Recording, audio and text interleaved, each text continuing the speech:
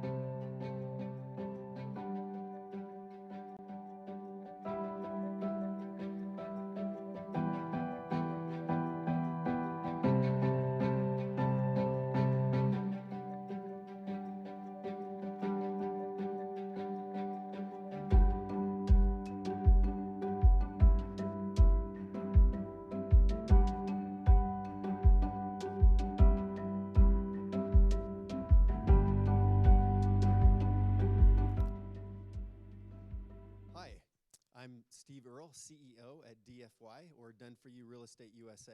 I'd like to welcome you to our Real Estate Intensive tonight, to everybody that's here live in the office, and then to everybody who is joining us from their homes online. We appreciate you being here with us this evening.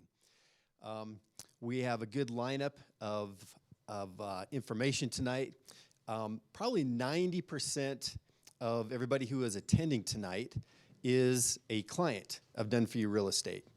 And as many of you know, we've gone through kind of a branding transformation over this past year, and it's been an opportunity for us to reevaluate how we do things. And really, for the most part, the process that we follow as far as delivering the real estate has stayed pretty much the same. Some of our goals have changed. We really have the goal to become even more customer-centric, and our objective is to make sure that you guys have a great investing experience, not only from the financial side, but from the experiential side. Overall, the most important thing, obviously, is the financial experience that our clients have. And so we are always looking for new markets, new opportunities, and looking for the best way to deliver the property such that you can cash flow positively and have a great experience, and ultimately experience what it is that we're trying to help you accomplish, which is to replace your income. We're going to be talking quite a bit about that this evening. I'm going to be introducing in just a minute to you Kevin Clayson. I think most of you know Kevin Clayson. He took a little bit of a sabbatical from us to write some books and to tour and to speak. And he's recently come back to us, and we really appreciate him being a part of the team full-time again. And he will be our MC tonight, and we'll be presenting much of our information. So let me just, even though most of you know Kevin, I'd like to give him kind of a formal introduction. Kevin Clayson is one of my favorite people. We've been associated together for going on, about, I think, 9+ years now. I've had the opportunity to know Kevin, and he's a fair bit younger than me, and so I've had the opportunity to really see him grow, and it's been really fun to see that growth and to see him really come into himself.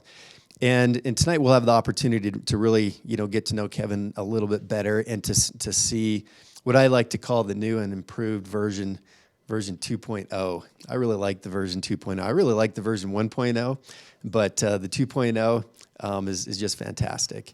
So we really do have a great evening for you tonight. Ultimately, the goal, our objective tonight in speaking to you as our clients, is to help you see the opportunities to really execute your game plan and to take your real estate investing to the next level, to where you truly are seeing the cash flow from your real estate investments replace your income. That is our ultimate goal for you as our clients. And I'll just share with you that ultimately that's our goal as a company. At the end of the day, our goal as a company is to eventually own enough real estate that it pays for all of our fixed expenses as well. And so we have our own game plan as well, and we are working to execute that game plan just as you are. And it's a process, and it takes years to do so. It's not a get rich quick opportunity. It's a very It takes a lot of plan, it takes a lot of perseverance. So again, thank you for being here. And so just to introduce Kevin again, appreciate him being here tonight. Kevin is an author, he is a speaker, presenter. He has traveled across the country, he's spoken in I don't know, at least half of the states in the United States of America. And what I really like about what he is doing with his speaking and writing career is he's focused on the youth and young people and helping them understand the benefits and blessings of having a positive attitude and seeing gratitude in every circumstance. And so he speaks a lot at high schools and spends a lot of time there speaking with young people. I read an article recently that in Utah, suicides amongst our teens, I saw this just, in fact, I think it was this morning, has increased by, it's 300 or 400%. And what Kevin is doing is just phenomenal. And I think you'll find them entertaining as well. So with that, if you'll just give me a round, or give Kevin a warm welcome to the front of the room, Kevin Clayson. Appreciate you. You know, I like when Steve introduces me because he says I'm one of his favorite people, and that's good. I wish my wife said that. She doesn't. I'm kidding. What Steve also said is he's seen me grow over the years, and he means gain weight. That's what he means. There's been a lot. So I appreciate you holding my hand through that process. Well, hey, listen, I'm really excited to be with you guys, and thank you for showing up, and everybody online, thank you for tuning in. So we've got some really great information that we're going to share with you here tonight. And I know some of you have been to the last couple intensives that we've done right here in this room, and the information tonight is going to be different and feel different, but it is still part of the same framework, which, as Steve talked about, our goal for you, and what I hope your goal is for you, is to, over time, allow real estate to begin to replace your income. And what we really mean by that is, in order to achieve real financial independence, you need to have something that's sort of exceeding your expenses, that is paying you residually, so you can kind of get to that level of retirement or whatever it is that you want. Tonight we're going to be talking about a couple facets of that game plan framework that I think are going to be really powerful. We're going to start the evening by going over some information that we've all heard in this room before, but we haven't talked about it, and not really in this context, for some time. And so I want to revisit it. Some of this should feel familiar, and some of it may feel new, but we're going to share some things with you that I hope are beneficial. From there, we're going to transition a little bit, and we're actually going to get to hear from an individual who's going to be speaking with us. He's an attorney, and he's going to be talking a little bit about, to LLC or not to LLC. For years, we've advocated using LLCs. There's a lot of benefits to that in conjunction with your real estate as clients, but some of you may not want to use an LLC. And so what Brad's going to be talking about is, what is the compare and contrast? Not saying that one is necessarily better than the other, but really kind of giving you some information that, frankly, we've never shared before, because we've never had him here sharing this, and this is what he does. And after that, we're going to have Tyler come up, and a lot of you should know Tyler. And Tyler's going to be talking a little bit more about something that, again, in an environment like this, we haven't talked a lot about, but it's something that we're seeing our clients, we're seeing you use more and more of, which is a 1031 exchange. Does everybody know what a 1031 exchange is? So Tyler's going to be up here talking about some of the 1031s he's been a part of recently, and giving you some ideas and some numbers on how that 1031 can be a part of the overall game plan framework that you're in the middle of moving forward. So he's going to be talking about that, and of course, all of it is anchored, and you've already heard me say it 1 or 2 or 3 times, all of it's anchored to your individual game plan. And I really want to make sure that that's the emphasis for you here tonight. So we're going to share good information, but the information doesn't mean anything if it's not applied to you and your specific scenario. So if it's been a while since you've had a chance to interact with your project manager, if it's been a while since you've revisited your game plan and taken a look at where you're at, where you're trying to go to, and how to get from here to there, we hope that you'll take that opportunity, because I think you may be leaving money on the table. There may be opportunities that you don't know are available to you as clients. And so we want to encourage you always to make sure you reach out to us and you revisit the game plan. For those of you online and for those of you here in the room, whenever you're ready to have that conversation, I encourage you to reach out to an email. It's gameplans@dfy-realestate.com. It's either game plan or game plans. It's a game plan. gameplan@dfy-realestate.com. Maybe while you're sitting here tonight or while you're watching online, just take out your phone and send an email right now and just say, hey, I'd love to just revisit. Let's see where I'm at.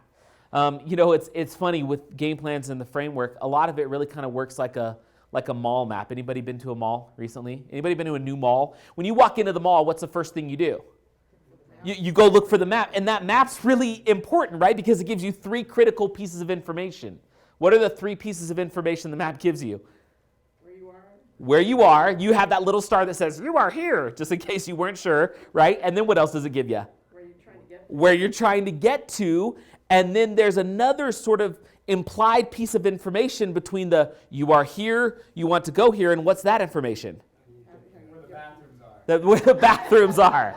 Yes, Tyler, from the back of the room, where the bathrooms are. Yeah, it gives you that really clear path.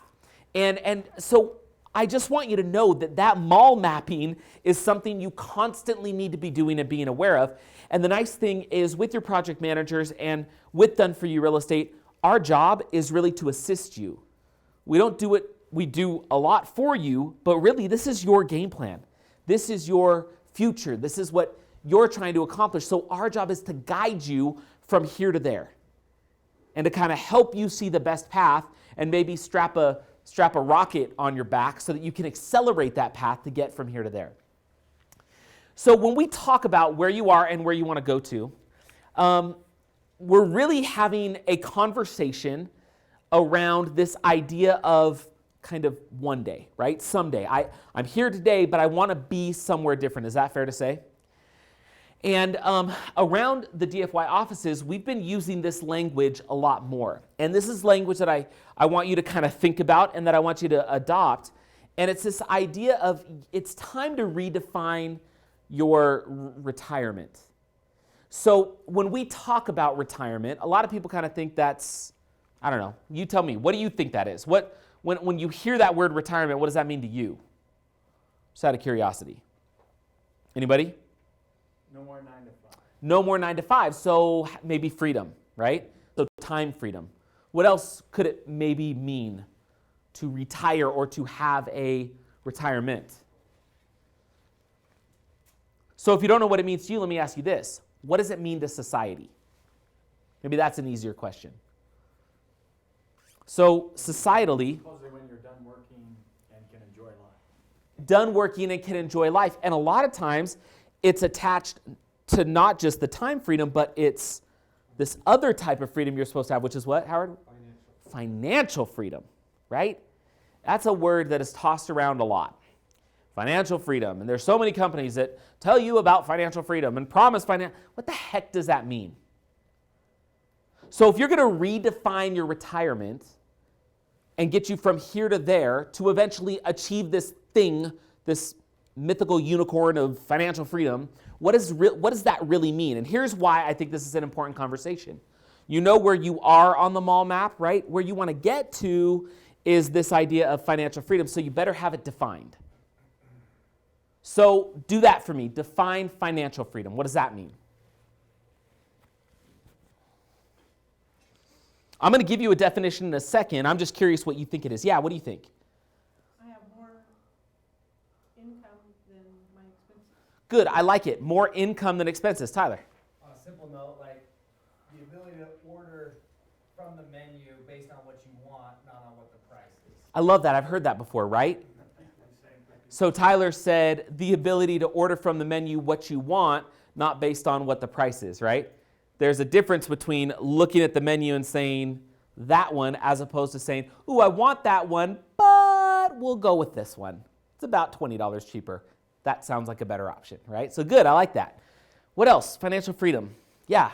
Maintaining your same standard of living. Okay, I like this. Maintaining your current or same standard of living, okay, but there's one thing, if you're going to maintain your current standard of living, you got to be able to do that without working, right? Isn't that kind of what it is for a lot of people? That's the idea of financial freedom. And so when we say it's time to redefine your retirement, what we're going to be talking about at the beginning here is kind of what is the traditional understanding of retirement? How do we turn it on its head? And how do we utilize real estate in a context? Because here's the deal. Real estate can be an instrumental piece to helping you achieve financial freedom, but, and this is key, it happens over time, and it happens one real estate investment at a time. This is not I show up to the party and I'm suddenly financially free because I can call myself a real estate investor. And this is really important that you kind of reorient, redefine what it is you're trying to achieve when it comes to this idea of retirement or financial freedom. So we've talked about it, right? This idea of financial freedom, this is really kind of the definition, right? When your residual income exceeds expenses. Does everybody kind of agree with that? that's kind of what you said. Wouldn't that be cool? I mean, really, just think about that. Can you imagine waking up every day? Let's put yourself in that position. So imagine laying in bed, the alarm goes off, you wake up, the only thing on the agenda is what you want to do, and it is completely funded by a set of investments that's producing more than enough income to meet all your expenses. Just think of how awesome that would be. I'd take the alarm out. Wake up. You just, yes, just let your body sort of naturally. Well, and to be fair, if we were to pay a nod to the great Zig Ziglar, it's not an alarm clock anyway, right? It's an opportunity clock. At least that's what he said, right? But yeah, you're right. So maybe take out the alarm clock, but really having that ability, it happens when your residual income exceeds expenses. Now, I want to talk a little bit about the idea of residual income because it's a conversation you've heard, but again, I feel like the residual income terminology has been kind of overused in a lot of industries. And it almost, does anybody else feel like this? It's almost like the words financial freedom and residual income almost become tainted. Has anybody felt that? We live in Utah, right? And there's a lot of companies that will promise certain things like financial freedom and residual income and some of these ideas, and as a result, sometimes we get a bad taste in our mouth. So what I want you to do is kind of strip out whatever those preconceived notions are, and I just want to talk about it mathematically. Is that fair? If we just talk about what financial freedom or residual income is mathematically. It's income that continues to be generated after an initial investment of time or money, right? So what are some examples of residual income? By the way, we're going through this process because I want to make sure that your mind is in the right state to receive the other information we're going to be talking about here tonight. Because it's really easy to just kind of blurt out real estate and financial freedom or residual income, but I really want to make sure that as a group, we're kind of collectively marching down the same track here. So what are some examples of residual income that you know of or that you've seen? Yeah, Howard. Income from rent on a piece of property. You own a piece of property. You've bought it how many times? Once. And if it's done the right way, it continues to produce what? Income, okay? Other examples of residual income. Maybe an industry outside of real estate. Writing a book. This is one that I'm very thankful for. It is awesome. So I spent a ton of time. I spent 2 years writing my book.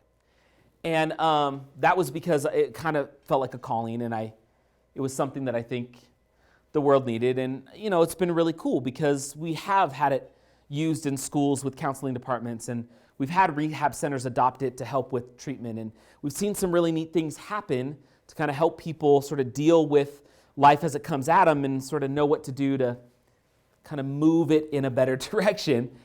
And it's great. One of my favorite things is every month I get these series of emails from Kindle. Well, I get emails from Audible, and they'll just say, hey, your royalty check is going out. And I'll click on a PDF and it tells me how much money I'm getting from Audible. Amazon doesn't really email me other than it says your payment's being processed.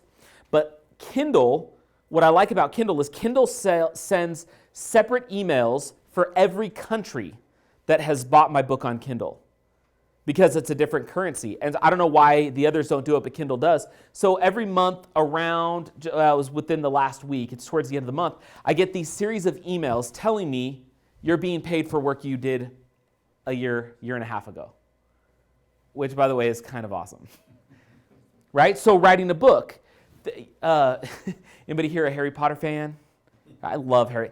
Am I the only one who's been through the books like 5 times? Is that just me? I love them. Thank you. I appreciate that we can, be nerds together. I love them. I'm listening to it again on my. I just love it. But J.K. Rowling, do you know her story? So where was she before she wrote Harry Potter? She's a single mom. She was a single mom. She's sketching out the story of Harry Potter on a napkin in like a cafe somewhere. She's getting turned down by all these publishers, and then at some point, a publisher says, "Yeah, well, we'll take a shot on your little magic book." She's a billionaire, right? And now, but this is interesting because this helps illustrate the point of residual income. She wrote the books, but then what's happened as a result of those books?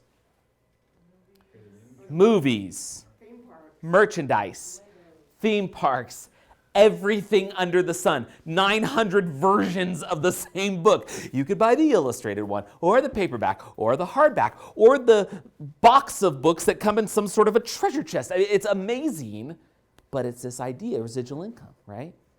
Music, it's another one. Singer goes into the booth, performs the song one time, gets it just right, and then every time it's used in a movie or television.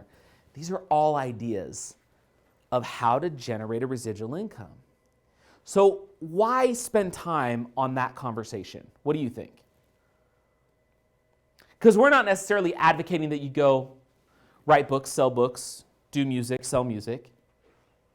But what I want to make sure you do is you take your mind out of the realm of I trade time for money, and you enter it into the world of there are a set of things I can do that can continue to pay me over time and maybe even indefinitely. Does that make sense? So income that continues to be generated after an initial investment of time, money, and effort, compared to this other idea that's really kind of common in the world. Remember we talked about how the world sort of defines retirement? And a lot of them, it's sort of this idea of, I wake up whenever I want, and everything's fine and dandy. Well, I'll show you we'll talk numbers here in a second. How realistic of a possibility do you think it is for most Americans to be able to retire according to that definition? Any idea? We know that 80% of Americans that are trying to save for retirement are behind schedule. And we know that in general, it's less than 3% that achieve sort of this idea of financial freedom or independence or whatever you want to call it. So the reason why I feel like this is an important conversation is that version of retirement, that's not redefining retirement. That's playing by the same rules that sort of have kind of been set up over the years, and it's just sort of societally, that's what we do.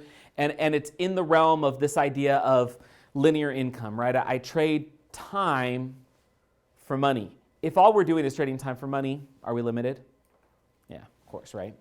So you guys probably remember this, but I like this because it illustrates a really great point. And this is where we begin to sort of separate ourselves from maybe the way that others look at retirement. This is why we use real estate.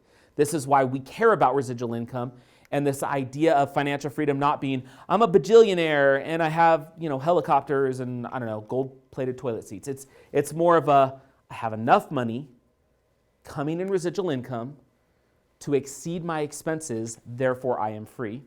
And real estate allows me to do it because it's a way that I can invest some capital, some effort, and then over time, it can continue to pay me indefinitely. And if my approach is I'm going to look at that possibility of financial freedom as I'm going to do real estate today, understanding that real estate could potentially buy me more real estate, understanding that could potentially buy me more real estate, and maybe it takes me 20 years, but if over time I could take a singular batch of capital and utilize it the right way, it has the potential to grow a portfolio for me that generates an income that exceeds my expenses, right? Because that world, that retirement world, that trading money or trading time for money is sort of this, right? Yeah, fine, you have a doctor making great money, but they maybe have great expenses and they maybe have assets, but there's no residual income. If this doctor has $450,000 in retirement accounts, how much money is that retirement account producing in real, cold, hard, spendable cash every month for that doctor? How much? Zero, right? It's just there. It's reflected on an account balance. You could have money in land. Great. Still, you don't realize this unless you sell. Steve Earle mentioned this lately. It kind of makes sense. It's kind of the equivalent of, imagine having a business and imagine saying, I'm going to invest money every month in a business for 40 years and hope that 40 years from now I can sell the business and it will make me money. Now, that may not be altogether outside the realm of possibility. That may sound like a good idea. I put money in every month. 40 years from now, I maybe pull it out. Okay. But how many business owners would invest money into a business every month for 30 or 40 years, never taking a single spendable cent from that business? Over 40 years, nobody would do that, but we all do it, right? If we were to view our retirement as this business of our financial future, that's what a lot of people are doing. It's not what we're doing in this room. That's why we're in this room, right? But that's what they do. And see, this is why I love the conversation, because I want to reframe the conversation for you away from this idea of these visions of grandeur, and I just want to make it really simple. If this teacher makes $40,000 a year and has $2,300 in monthly expenses, if over time she can begin with one property and done the right way with a done-for-you type of real estate framework, if over time she could take that and multiply it, she gets to the point where she can have 10 properties that are generating $3,800 a month. This is not rich, right?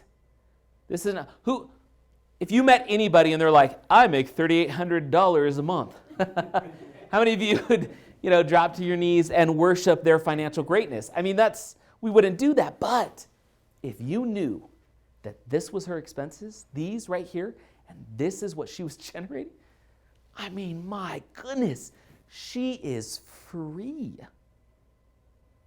So I share that with you because as we talk about traditional retirement, as we talk about how to redefine your retirement, and as we talk about how to utilize some of the things that you're going to hear about here tonight, things like self-directed vehicles, things like LLCs, things like 1031 exchanges, things like game plans, and sort of renewing the game plan from where you're at, I just want us to be clear. Are there any questions about this general philosophy of looking at real estate or this idea of financial freedom or kind of redefining retirement? Does this make sense to everybody? Good. Do you feel like we're all on the same page? We all kind of in agreement that this is a path that's worth traveling down? Okay. Awesome. So then here's kind of the question, because we know what you want, right? We know that as a group of individuals, we'd like that financial freedom, but we also understand that there's challenges or there's problems that are kind of in the way of achieving some of these things. And it's really difficult to fight your enemy if you don't know what your enemy looks like. Does that make sense? And if your enemy is sort of this traditional retirement and this traditional approach of trading time for money and hoping to have a pile that you can sell off in order to retire, we have to know a little bit more about that. So I wanted to talk just briefly about what some of the challenges are to financial freedom in terms of your retirement. One of them is just simply this, it's income, right? This is a graph that's kind of interesting. So about 97% of American families make less than $300,000 annually. Now, why does that matter? And if you can't answer why it matters for America, why does it matter for you? I don't know what your incomes are in this room, but why does it matter that 97% of us are making less than $300,000 annually? Any ideas? Yeah. So most of us are in the same boat, right? We are in the same boat, and we're all rowing together. Now, here's where this becomes a real issue.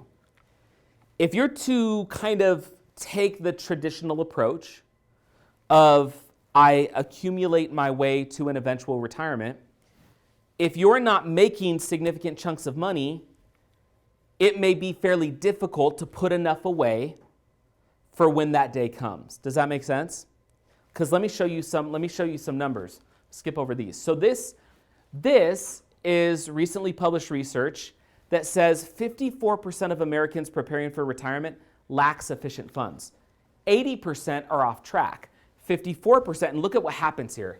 So the percentage that's on track of Americans across the board decreases with what? Age, which tells us what? We're not making enough money to put enough away, and over time, we're falling further and further behind. So some of you know this. We have a number of runners here in the office. So turn around, look at Richard and Steve and Kobe, actually. So they all run. I sprint.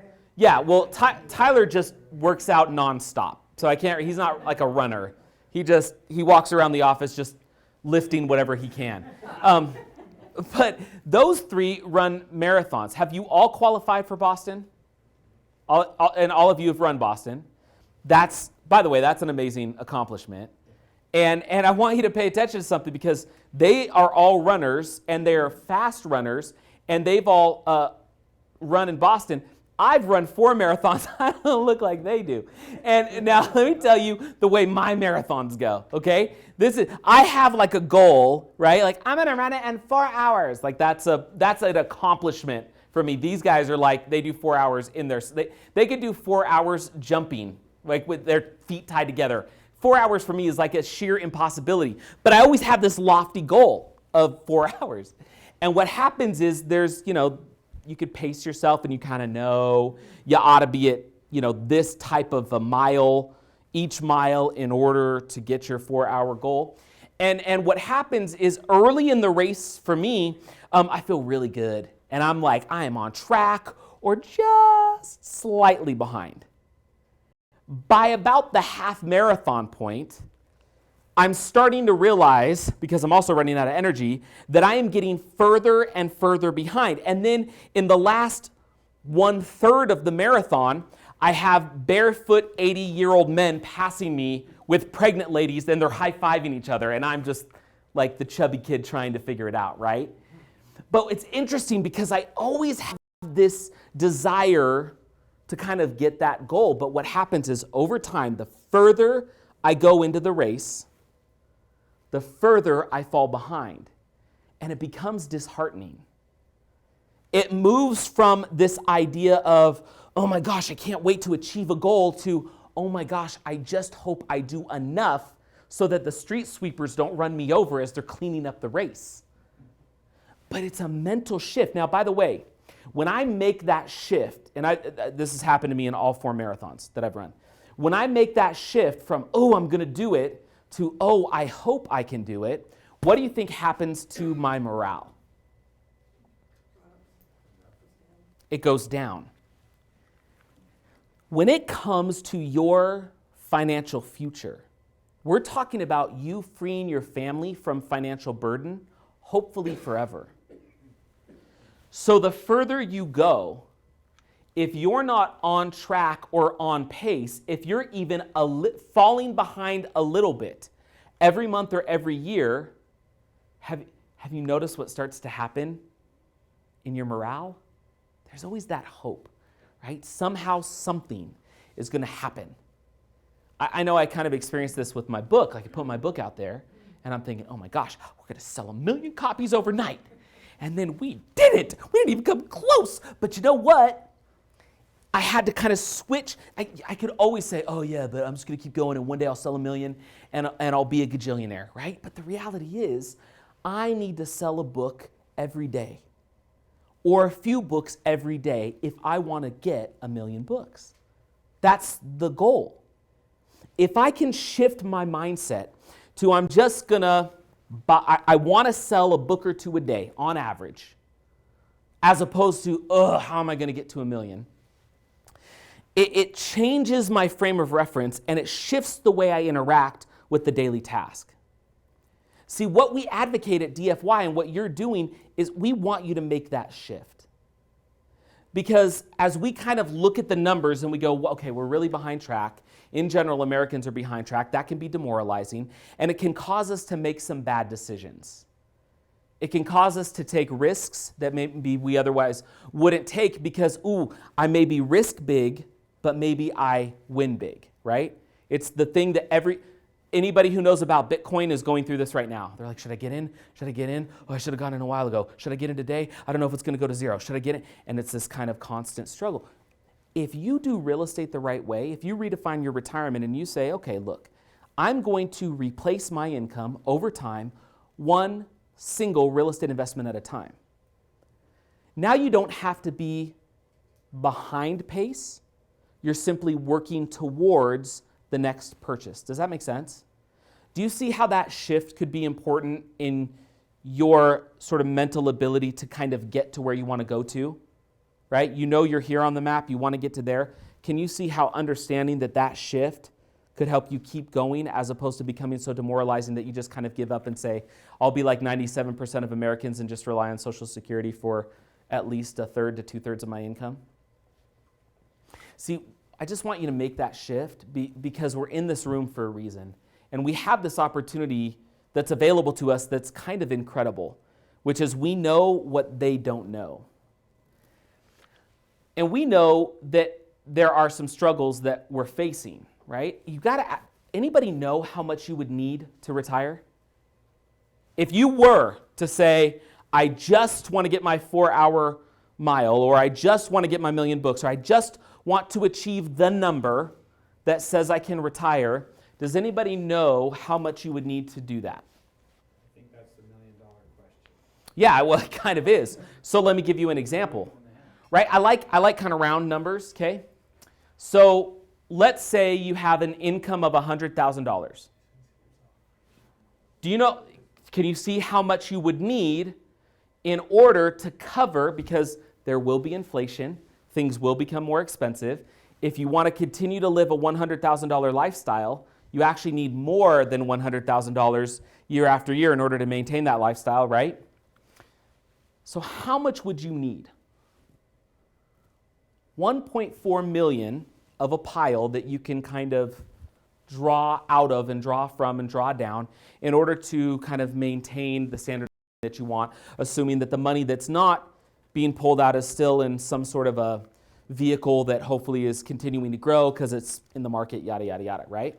Okay, now so look, if you're not currently saving for retirement, if you have no savings, if you're not putting any away each month, then you're going to have zero at retirement, but your recommended is 1.4. So let's see what if you have a little bit of a head start, because this is where it gets kind of scary. And I don't share this with you to sort of scare the pants off you.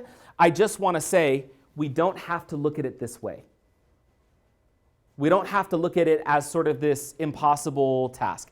What we can look at is if we can replace our income one real estate investment at a time using some of the methodologies and ideas and game plan framework that we're talking about here tonight and moving forward, all of a sudden it's not, okay, if I want to maintain a $100,000 a year lifestyle, I currently have $200,000 and let's say I'm 45 and I have 20 years to retire. Well, if all I'm doing for the next 20 years is adding 10% of my income to that $200,000 that I already have saved, come retirement, look at my gap. That's with me saving 10%. That's with the market going up.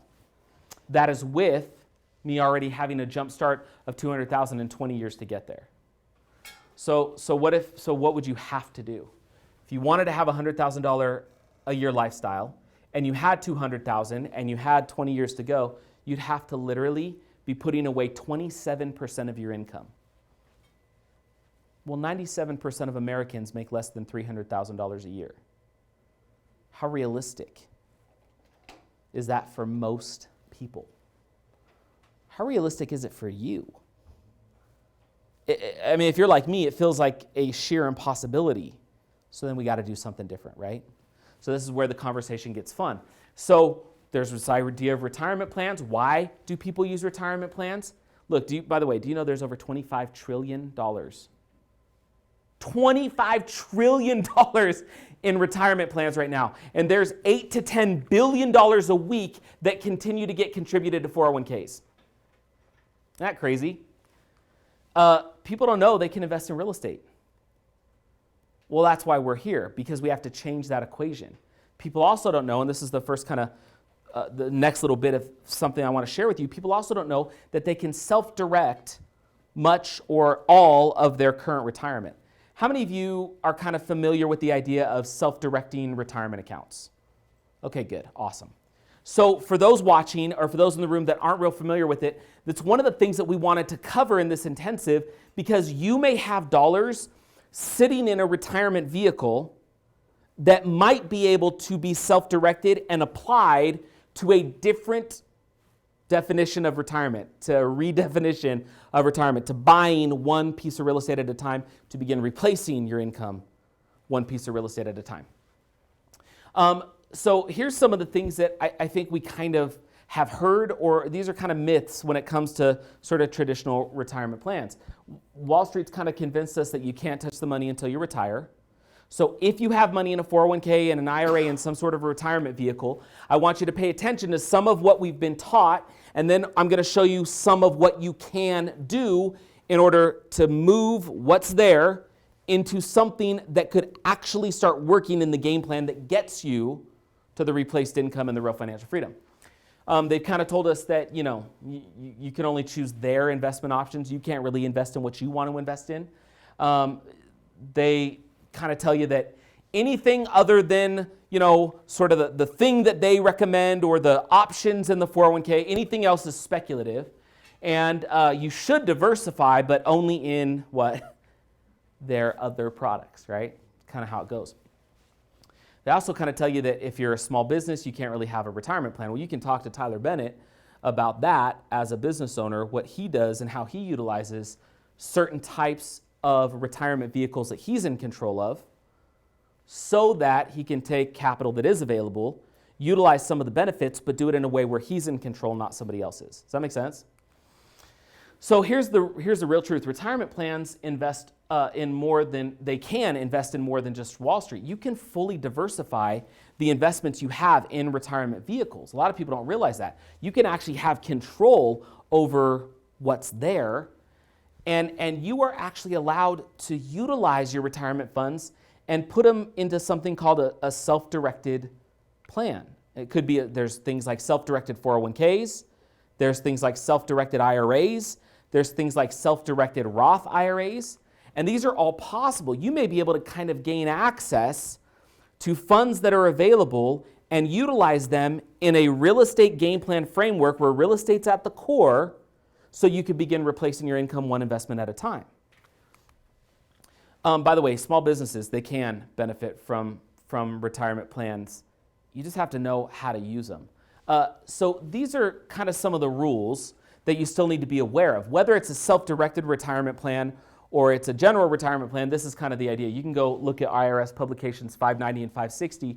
They'll talk a little bit about some of these rules, but all retirement plans generally are tax advantaged. So what does tax advantaged mean? What's that phraseology do for you?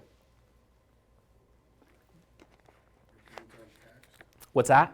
Your gains aren't taxed. Your gains aren't taxed. Yeah, that's possible, right? Your gains aren't taxed. Really, tax advantaged just means there's tax benefits to having funds in vehicles like these. So we know with a 401k, you can invest pre-tax dollars. They can grow tax-free, right? With the IRA, same idea. You can invest pre-tax dollars and they can grow tax-free. But when you take the money out of the pile, the 1.4 that hopefully you saved out, when you saved up, when you take it out, what does that then trigger? Taxes. And not only does it trigger taxes, can you pull that money out at any old time? You have to wait till what age? 59 and a half. So now you take all this hard work, you invest in that business that never cuts you a check and that just keeps sucking money. Hopefully it grows. And then you have to wait. You're not even allowed to do what you want. You have to wait till 59 and a half, and then you have to start to sell. Then it triggers a tax consequence and it triggers a tax event, right? So the idea is, okay, great. Well, I can just sort of grow this thing, and so hopefully I'll be better off, right, in the future, and I'll have all this money. But at the same time, if you're kind of doing the right thing and your income's growing, you also may be paying taxes at a higher tax bracket in the future, which is where the idea of a Roth comes in. Anybody here have like a self-directed Roth IRA or any sort of a Roth vehicle? Good. So what's the advantage of a Roth? You pay taxes on it when you begin with, and you don't Yeah. pay when you pass. So you're taking after-tax dollars and you're putting it into a Roth. Now, by the way, full disclosure, I am not a financial planner. I am not a licensed financial planner. I am just giving you basic information as I understand it. I'm not advocating that you do any of these things. I'm simply saying, here's what's there. Just so you know kind of how it works. I just want to make sure, I can't do this for you, but we can refer you. It's part of the Done For You family. We can refer you to people that can. I just want to make sure that you're understanding this in context of the framework of I'm going to replace my income one real estate investment at a time by redefining my retirement and doing something different. I just want you to kind of understand this stuff. So with the Roth, you have these taxed dollars, and then what happens to the growth in the Roth? It's tax deferred. Tax free. Here's the idea of this kind of a Roth concept. There used to be a guy, he would always say, if you were to plant an apple orchard and it was going to yield all these beautiful apples that you could, sell or whatever, would you rather pay tax on the seed or on the harvest? You'd rather pay it on the seed, right? So that's the idea of a Roth. Now, a lot of people don't know you can self-direct and have a Roth type of an account. Now, here's the deal. IRAs, 401ks, I'll show you this in a minute. There's limits of what you can put into these types of vehicles, right? But if you have money already in an investment retirement type account, you maybe can convert it to one of these vehicles.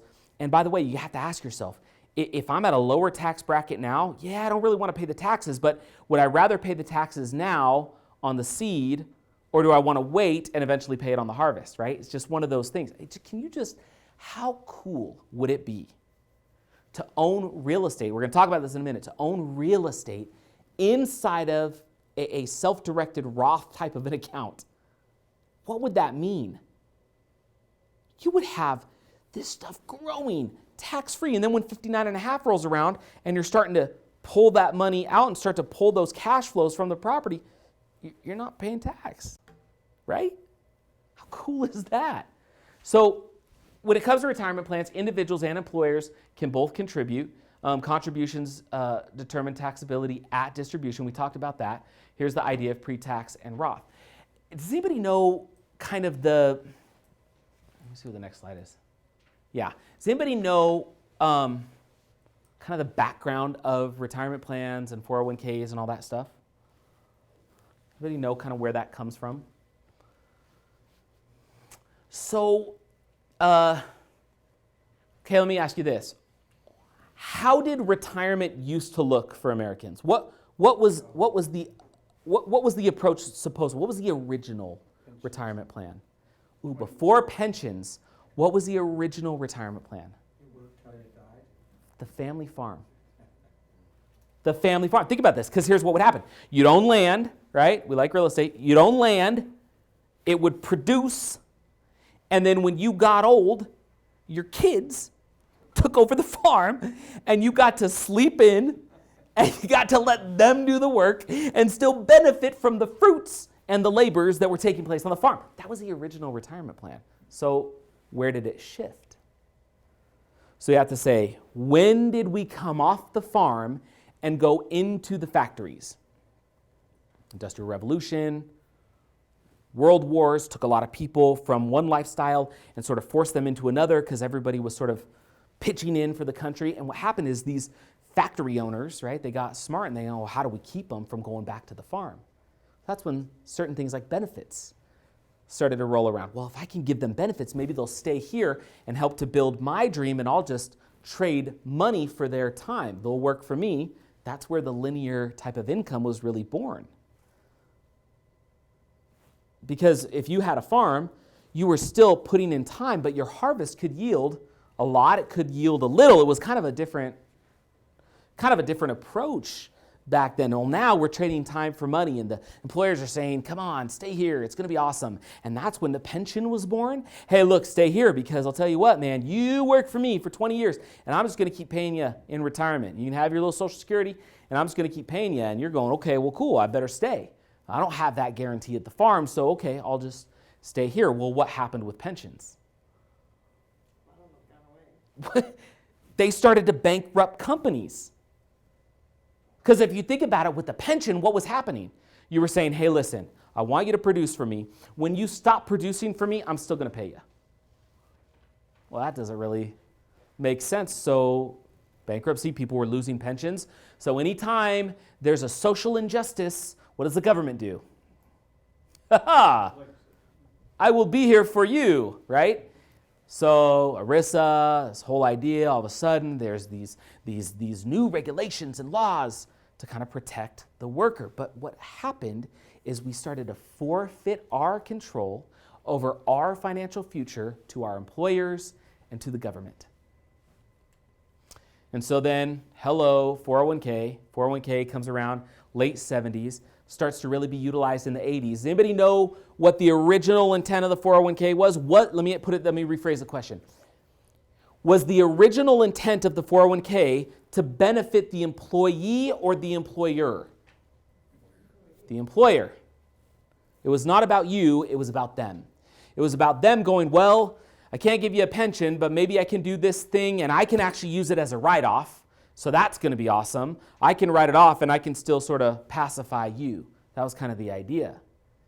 And so if we kind of look at, and then now that kind of gave way and birth to what we have now, 25 trillion in retirement accounts, all this money going in every month, completely forfeited control over to the market. Wall Street says you can't do anything with it. They are not redefining their retirement and controlling their future. They're forfeiting control. So if you kind of look at the way these things work, I'm running out of time, so I'm going to here's some of the ins and the outs, right? 401k, you can contribute $18,000 or $24,000 if you're over the age of 50. Now your employer can match that. So it can go up to a higher amount, right? Same thing with a Roth 401k. A lot of people don't know that's possible. Traditional IRA, you could put $5,500 in or $6,500 with the catch-up provision. By the way, notice, what's the liquid monthly dividends in all of these types of retirement accounts? Zero. Are they cutting you a check? No. Okay, and you hope to get some projected principal growth. SEP IRA, simple IRA, these are all just different options that are available, right? This is the self-employed IRA, so you can put a little bit more in that. Then there's this other thing. I want you to think about this. If we were to place real estate in context of all this other stuff, there's no limit to what you can put in.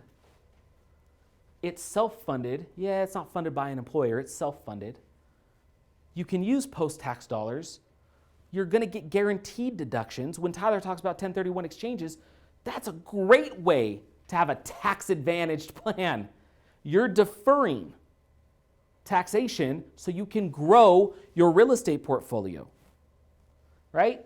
And if you continue to own real estate, you'll continue to have tax benefits. It's not like deferring taxes, I've got a chunk, now I pull money out, I'm at a higher tax bracket, and I lose deductions, because the older you get, what do you also lose?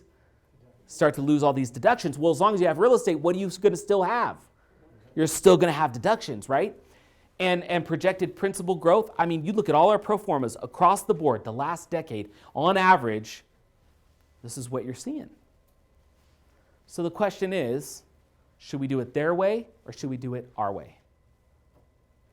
It's a no-brainer, right? It's a no-brainer.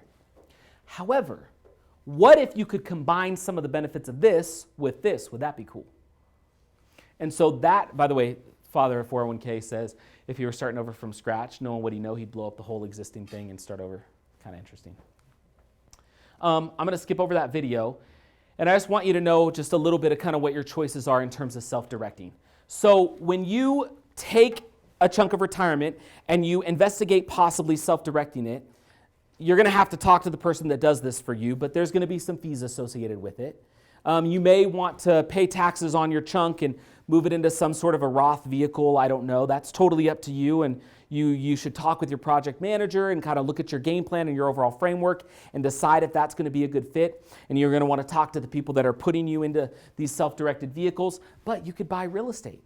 And now here's the cool, man, if you own real estate inside of some sort of a Roth vehicle that's self-directed, you can't pull that money out. It's just got to keep growing inside of the protected, tax-advantaged environment of a self-directed Roth IRA or whatever. However, when 59.5 rolls around and you do start to take money out, you're taking it out again, what? Tax-free growth. And you take money home tax-free. Mitt Romney got a bunch of attention during the election.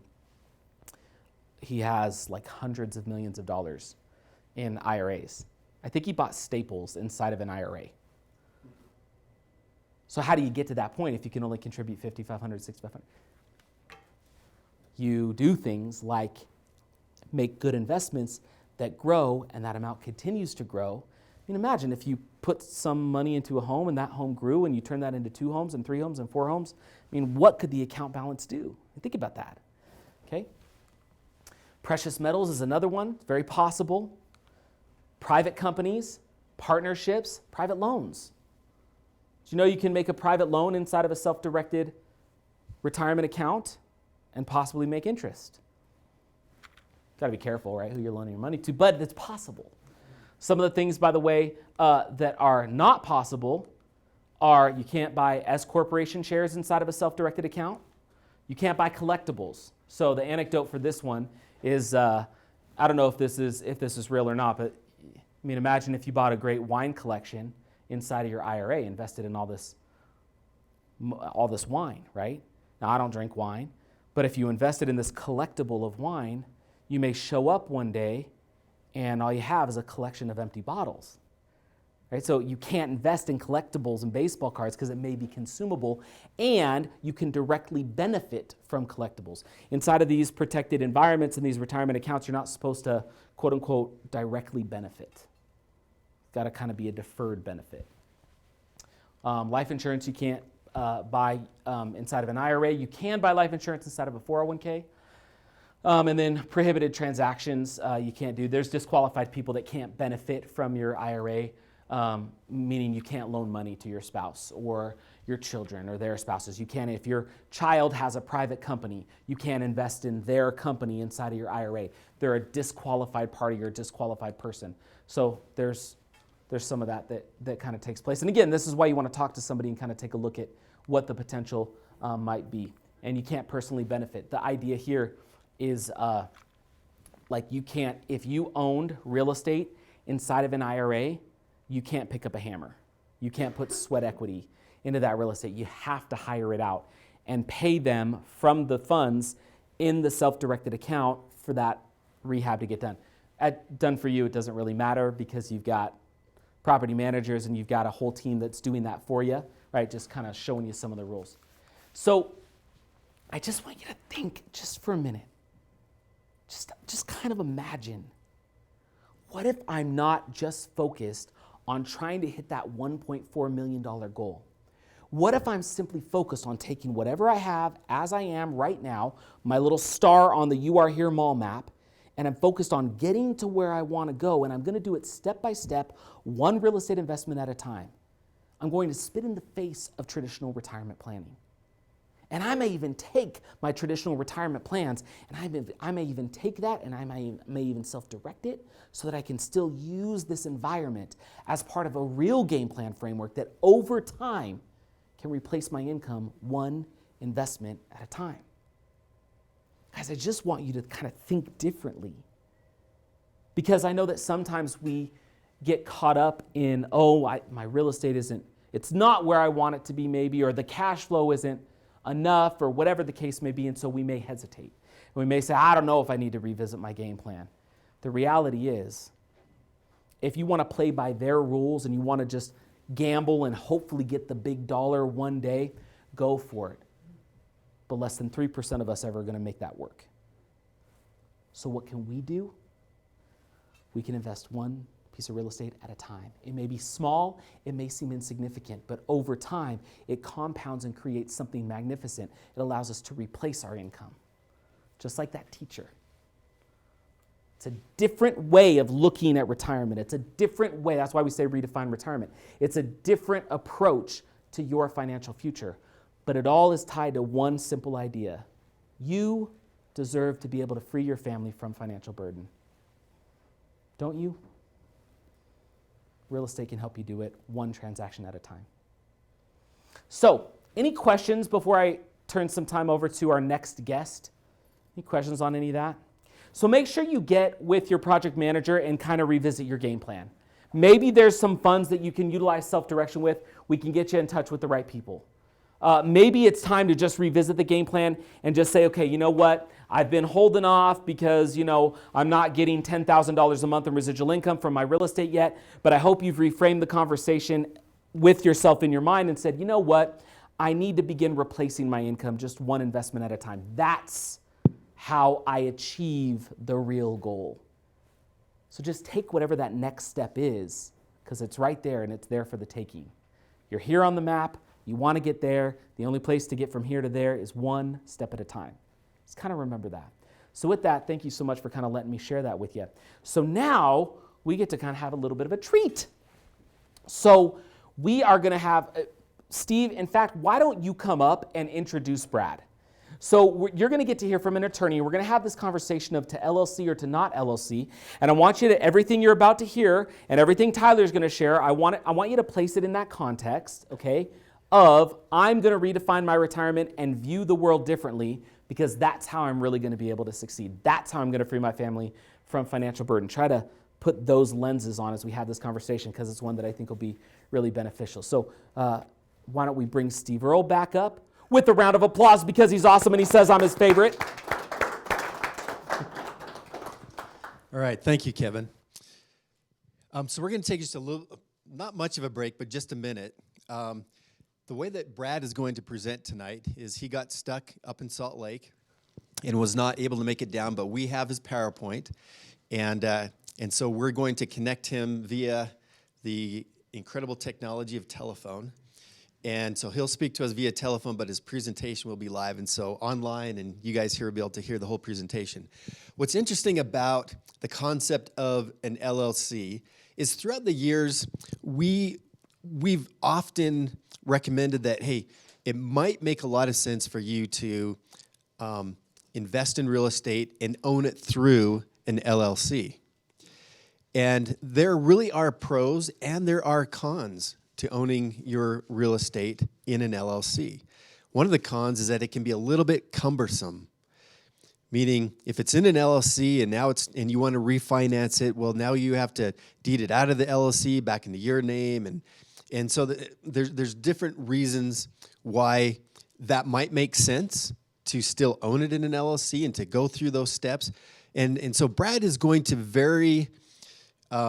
he's not going to take one side or the other. He's going to present the pros and the cons of owning real estate in an LLC or not in an LLC. I have some opinions on it myself. I know that Tyler does and others here at the office do. But we're going to let Brad take some time. Now, I want to tell you a little bit about Brad. I have his bio, and I'm going to share that with you. But I've known Brad almost 10 years now. He has been our general counsel for our company for nearly 10 years now. And he's represented us very, very well and has given us advice and counsel that has kept us in compliance with the myriad of laws that exist when you're in business. And he's helped keep us safe, and he's helped keep us on a good track. And he, along with his associates, have done a fantastic job. But I do want to share just a little bit about Brad. He does have a bio on their website. Before I do that, though, at home, if you need to run to the refrigerator and grab a drink of water or some snacks or something, feel free to do that. We do have some snacks over here. If you want to take 30 seconds to grab something, you're welcome to as I'm pulling up his information. Don't be shy. If you need a little sugar to keep you going, there's some cookies, and there's some really yummy salted caramel.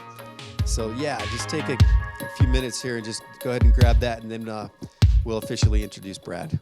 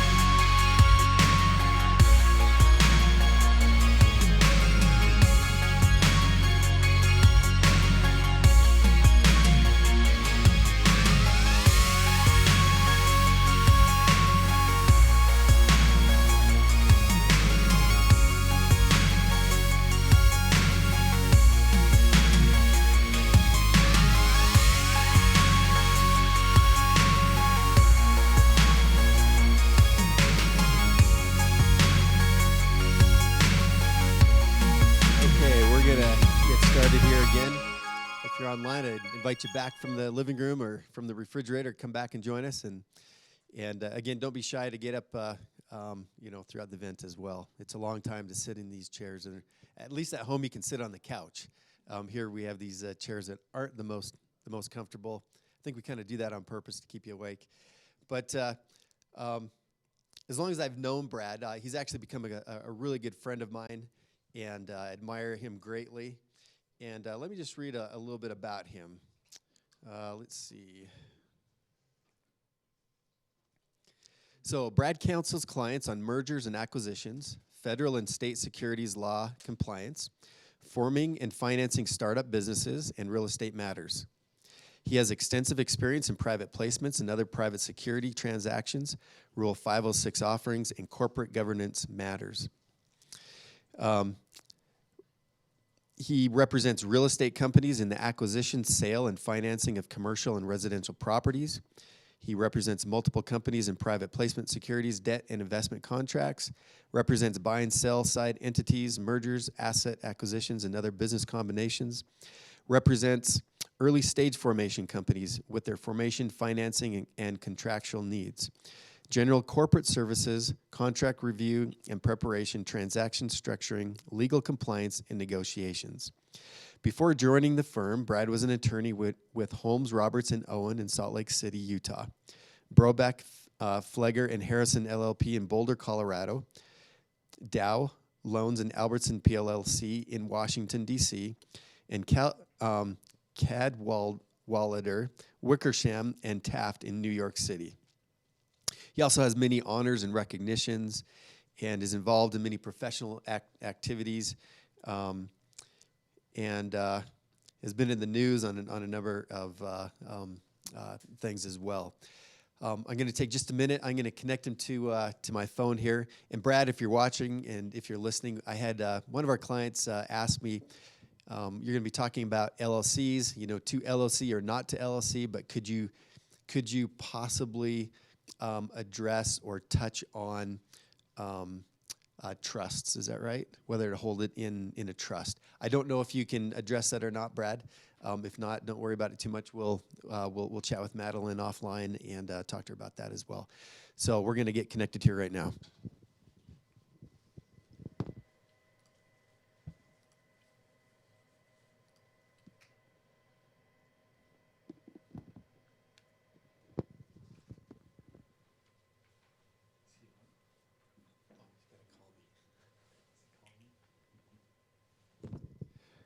Actually, Brad, if you can call my phone.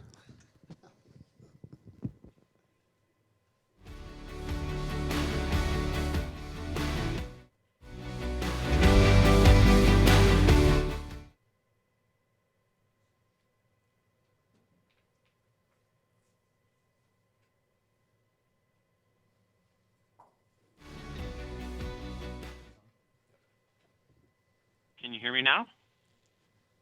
Yes, we can hear you. Okay, so can everyone hear me in the room? All right. Yes, we can hear you really well, Brad. Thanks. Excellent. All right, I'll go ahead and start the presentation. I apologize in advance that I don't have the personality of Kevin or Steve. I think if Mark Twain were alive today, he'd call me chloroform in person. So I will go through a little bit of, I'm going to cover a little bit of a deeper dive on entity formations and what type of entities. I was going to address trusts briefly, so that works out. I'll focus on LLCs, to do or not to do, but I think it wouldn't serve you well if I didn't at least touch on some of the other entities.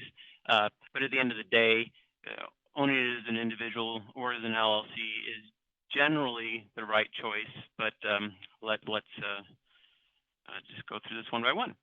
And to the extent you'd like me to, you have a question, just tell them and stop, and happy to answer questions along the way. So if you want to move to the next slide.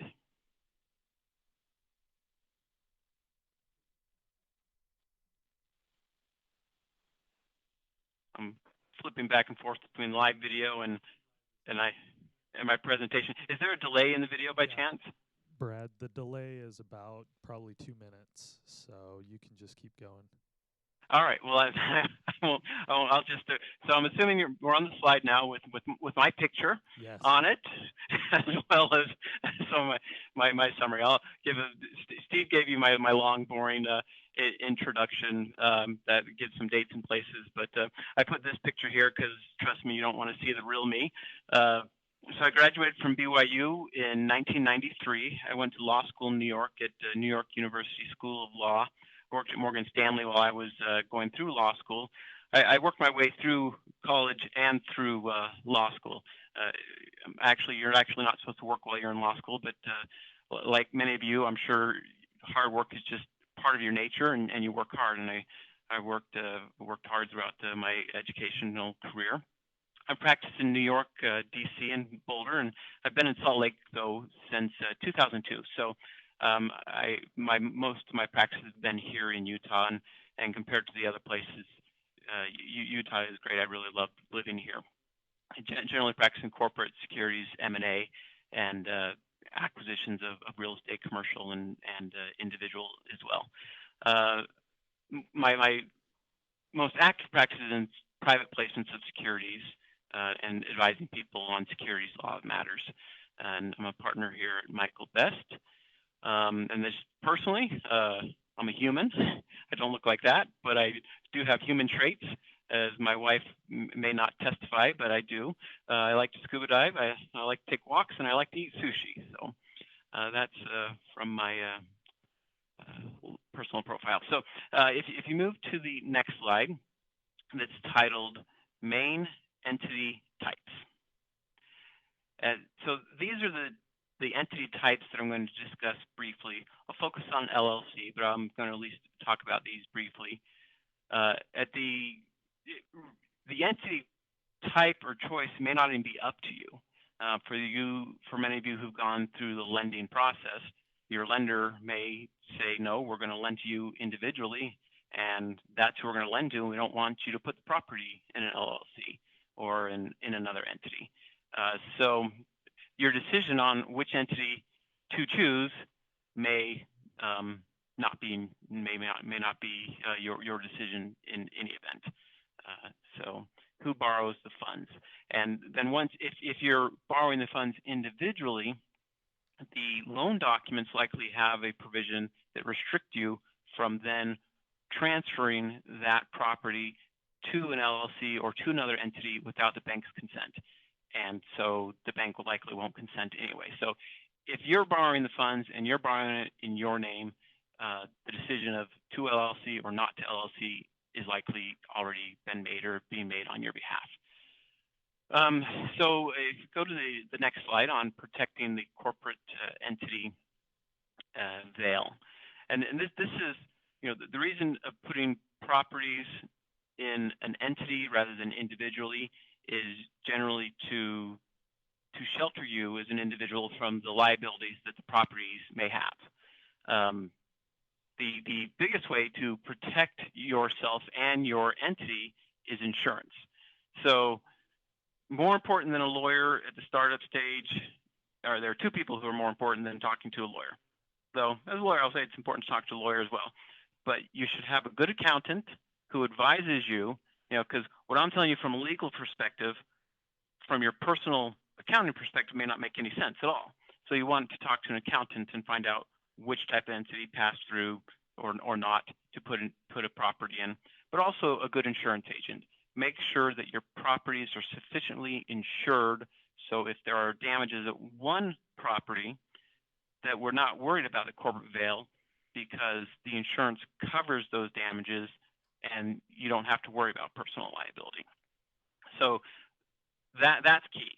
You don't have to worry about being sued and having a lawyer trying to pierce the corporate veil if the insurance covers any damages. So, and I know that the team at Done For You can introduce you to excellent insurance agents and are affiliated with various accountants that they can introduce you to the extent you don't have a relationship already. But again, those relationships are more important to me. And another reason we're talking about the corporate veil, because these different items are just elements. So if significant damages have been incurred on your property, personal damages, environmental damages, and maybe it goes beyond the insurance premium and you have sufficient properties or wealth that it's worth a lawyer to go through, they're going to try to pierce the corporate veil to get to you. And these are elements that they'll look to.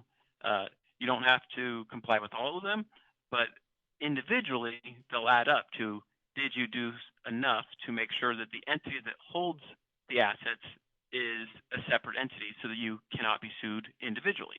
And to the extent you're not doing this, then whether you've LLC'd or not or other entity, it doesn't matter because you can be personally liable. So all the effort of hiring a lawyer, getting an LLC, keeping it current, holding meetings, may be for naught if you haven't followed these various guidelines. So these are, I'm kind of listing the pros and cons as we go along, not just listing one and the other. So if I'm going too fast or not come across clearly, feel free to tell me to slow down through one of the moderators there. So corporate formalities, forming the entity. On the rest of these I'm going to go through more quickly. Recommend keeping a separate bank account per entity. Once you create an entity, you can get an EIN number, tax number. If you're a single member LLC, you can still get an EIN number, even though for tax purposes, a single member LLC is ignored. But you can open up a bank account you can get an EIN number if the purpose for that is to get is for banking purposes. You want to keep separate books of records on each of the entities. You want to fully document all transfers of money. This is what we call commingling of funds, and you've probably heard commingling of funds very often. So anytime money goes to the property, out of the property, into an LLC or out of the LLC or whatever the entity, there needs to be an accounting record of what that money was. Is it a capital contribution? Is it a loan? If it comes out, is that a distribution? Is it income? Is it a payment for services? If you're not keeping good books and it looks like your property is just cash register that you take money in and take money out and put money in without recording, then any entity that you formed is really, you've just wasted your time and your money, because that it'll essentially be not there if it comes to legal liability. Ensuring all transactions are with that arm's length basis. Move on to the next slide. The protecting Brad. the veil. Yes. We do have a question. Yes. If you have more than one property, are you saying that you should have a different bank account for each property, or can you put all the properties in one bank account? Well, do you have your? It would depend. Are your properties all? When I say a different bank account, it's per entity. So if your properties are in separate entities, it likely makes sense to have different bank accounts for each property. If you've got multiple properties in a single entity, then one bank account would be sufficient. So maybe let me clarify, Brad. I'm going to translate from legal to layman. So entity is call it your LLC. And so if you have, let's say that you have 3 properties in an LLC, Brad is saying that have one bank account for the entity, even if there's 3 properties in that entity. Does that make sense? Okay. Okay, go ahead, Brad. Thanks. Steve speaks lawyer, and I appreciate that. I enjoy working with him as well, and consider him a friend, and have enjoyed these years of working with him. We've, on a side note, we've seen each other gray, and our children go to college, and it's we've gotten old together, so it's kind of sad. We were once young, right? So moving on. The employees probably doesn't matter. You're probably not going to have employees, especially if you're using the Done For You program, because you'll have a team assisting you. But to the extent you have employees, you should make sure that there are contracts or to make that clear. If you have an entity, depending on the entity, there are formalities, officers, managers, directors. And again, depending on the entity, how formal it has to be as far as number of meetings to have will be a key item as to whether or not the corporate veil entity veil can be pierced or not. Maintaining separate offices. At this point, you don't have to worry about that as your empire grows and you hold more and more properties, and you may become a real managing company, and take office space, and then that would come into play. And then finally, separate tax returns. This is what you'll want to talk to your accountant about. Depending on the entity type, if you're a single member LLC, if pass-through status, there's lots there that really an accountant should discuss with you on how to file tax returns. So if you move to the next slide. Okay, so this I'm going to go through the non-LLC entities rather quickly, because for the most part they're likely not going to be right for you, but I at least want to go through them quickly in case you think they might be. You have some questions, you can follow up with Steve or Kevin, and they get the questions to me, or your accountant, just something you could discuss with your accountant as well if he brings up these. So there's a corporation. We're going to talk about a C corporation and an S corporation. A C corporation, I can't imagine a reason that anyone would want to use a C corporation for holding real estate. C corporations are subject to double taxation. So to the extent that you have profits, the corporation has to pay taxes, and then you distribute the funds through dividends, and then as an individual receiving those dividends, you have to pay taxes again. And they're also very strict corporate formalities as far as numbers of boards. In Utah, you got to have 3 boards of directors if you have more than 3 shareholders, number of shareholders meetings. So to maintain the corporate veil, a C corporation as well as an S corporation that we'll talk about next is much tougher. And again, for real estate, I just don't see it. I represented a client that holds multiple commercial real estate properties. They're an LLC, so where they're holding hundreds of millions of dollars worth of property and still doing it as an LLC, I'm just going to skip over the C corp. So if you go next to the S corp, an S corp again is probably not likely going to be the entity of choice for you. As Kevin mentioned, you can't own S corporation stock in an IRA, so there may be a reason there in and of itself that you can't do that. An S corp can't have more than one classes or more than one class of securities. So you may be holding a property with another person, and you may want to allocate how the profits and losses are distributed, how the money comes out. With an S corp, you can't do that. An S corp is if you own 50% of the shares, then you get 50% of the profits, 50% of the losses. You can't have multiple classes. The only reason some people use S corps, they're not necessarily in the real estate business, but there is some savings on employment taxes if you have an S corp. It's for smaller stage companies, not for larger stage companies, and maintaining the corporate formalities like a C corp, very difficult. Easier to pierce the corporate veil of a S corporation if you haven't followed the formalities. So go to the next slide from S corp to LLCs, which is kind of the main focus of what we're going to be talking about today. So to do an LLC or not an LLC, one of the keys that I'm not discussing here, but if you're owning it by yourself, then an LLC may make less sense than if you're holding it with more than one person. With more than one person, having an LLC is likely a wiser choice, but there are still going to be pros and cons.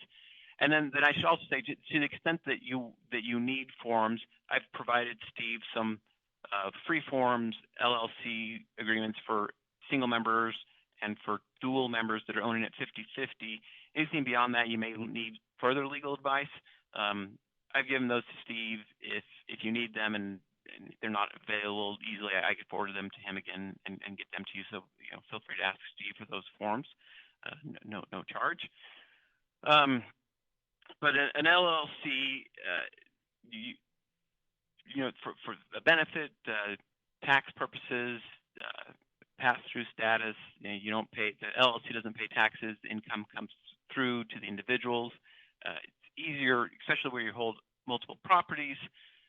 It's easier to keep track of the profits and losses on the properties. If you're holding it with different individuals, then it's the governing document in of itself. The great thing about an LLC when you have more than one owner is that essentially all of the formalities of the company will be in the operating agreement. So you don't have to know the corporate law and the corporate statute if the LLC's operating agreement is well drafted. You'll know what your rights are for voting, for distributions, for profits, allocation of taxes, and that'll be in your operating agreement. As you mentioned earlier, the cons are all those formalities that we discussed to avoid piercing the corporate veil.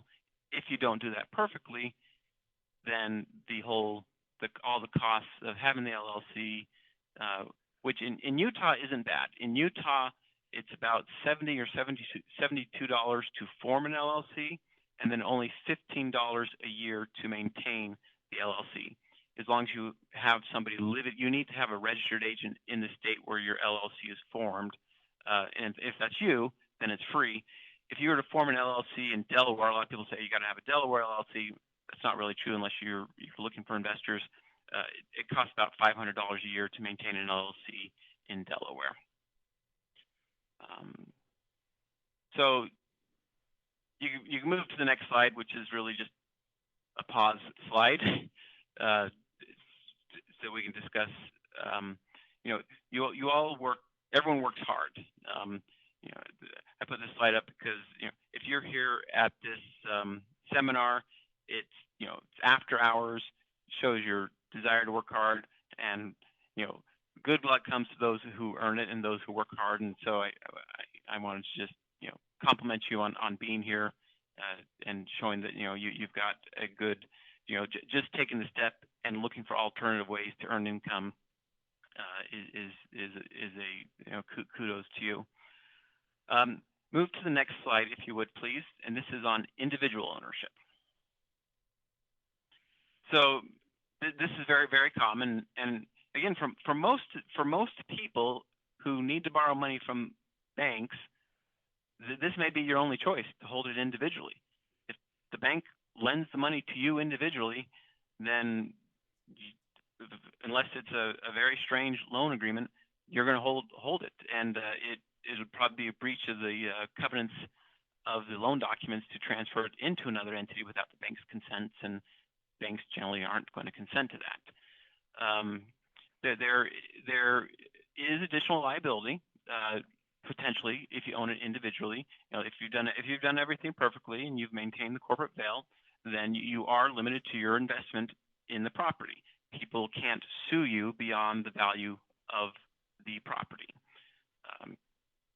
And if you hold it individually, as if you own all of your properties individually, if lawyers are trying to decide to sue you for more than what the insurance covers, then it's easy to search the property records to see if you have a lot of properties.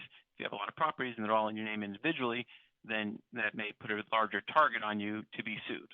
Whereas if you hold them in different LLCs and your names aren't tied to them, then that may be less likely. Rental income is owning it individually is just the simplest and easiest way to do it, as long as you hold it individually by yourself. You just record it on part of your taxes, Schedule E. That's for your accountant to work through with you. There may be tax issues on that. Biggest benefit is it's just simple. No additional legal costs. You don't have to have a lawyer help you set up documents. You don't have to annually renew. If you don't renew your LLC in a timely fashion, or any entity, in Utah, the entity will be automatically dissolved, and then you're owning it individually anyway. So you don't have to worry about all of those. So simplicity. Another benefit is just it's easier to obtain financing. Banks like to lend money to individuals that they can look at their financial records, look at their income, know that if there's an issue, that the individual is going to be more likely to make the payments to protect itself and its other assets than if it's an LLC where its losses can be limited to what's in the LLC. So, again, the bank may, and in most cases, makes the decision for you as to who they're permitting, who they're making the loan to. The next item I'll talk about are trusts. If you want to move to that. So I am not a trust and estates attorney, and if you want to put your property in a trust, you should speak to a trust and estates attorney separately. And there are, generally it's not recommended to put it in a trust, but that's just for ease of purposes. If you're setting up a trust for estate planning purposes, then it could be a good idea, as long as you've consulted a good trust and estates attorney. Trusts are fairly easy to create. If you're not borrowing money, if a bank is willing to lend money to a trust, and that's one of the drawbacks of a trust, is that banks often aren't willing to lend money to a trust, and you can't, just like as I said before, you can't buy it in your name, borrow the money in your name, and then transfer it to a trust. At least it wouldn't be a legitimate transfer. It could be avoidable at the bank by the bank because of the covenants. But for estate planning purposes, if you have an estate attorney that says that's right, and then it's simple to then transfer the ownership of that property, because in order to transfer the ownership of the property, all you have to do is make an assignment of beneficial interest. So you're not transferring the property, you're just transferring the beneficiaries of the property. So in that case, it could be better than also upon your death, it can avoid estate and going through probate, and that the trust in itself would say what happens upon the death of the owner. So I just the next topics, just wanted to talk briefly about taxes. Sorry, go ahead. Okay, we have one more question for you. Okay. So you can't take out a loan for a piece of property in your own name and then move it to an LLC or move it to a trust? I thought you could do that. Well, now the way I'm answering the question based on what most loan agreements say. So you'd have to look at your loan agreement, generally under negative covenants. What can't you do with this property? When I bought my house, it said I can't transfer any interest in the property to any other entity without the consent of the bank.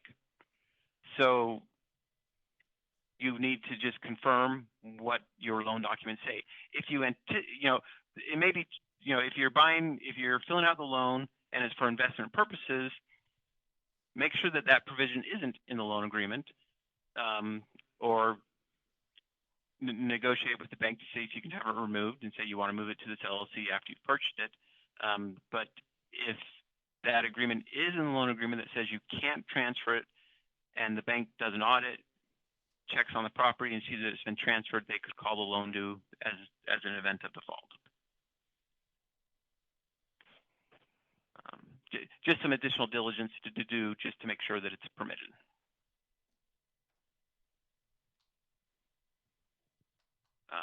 Did that answer the question sufficiently? Yes.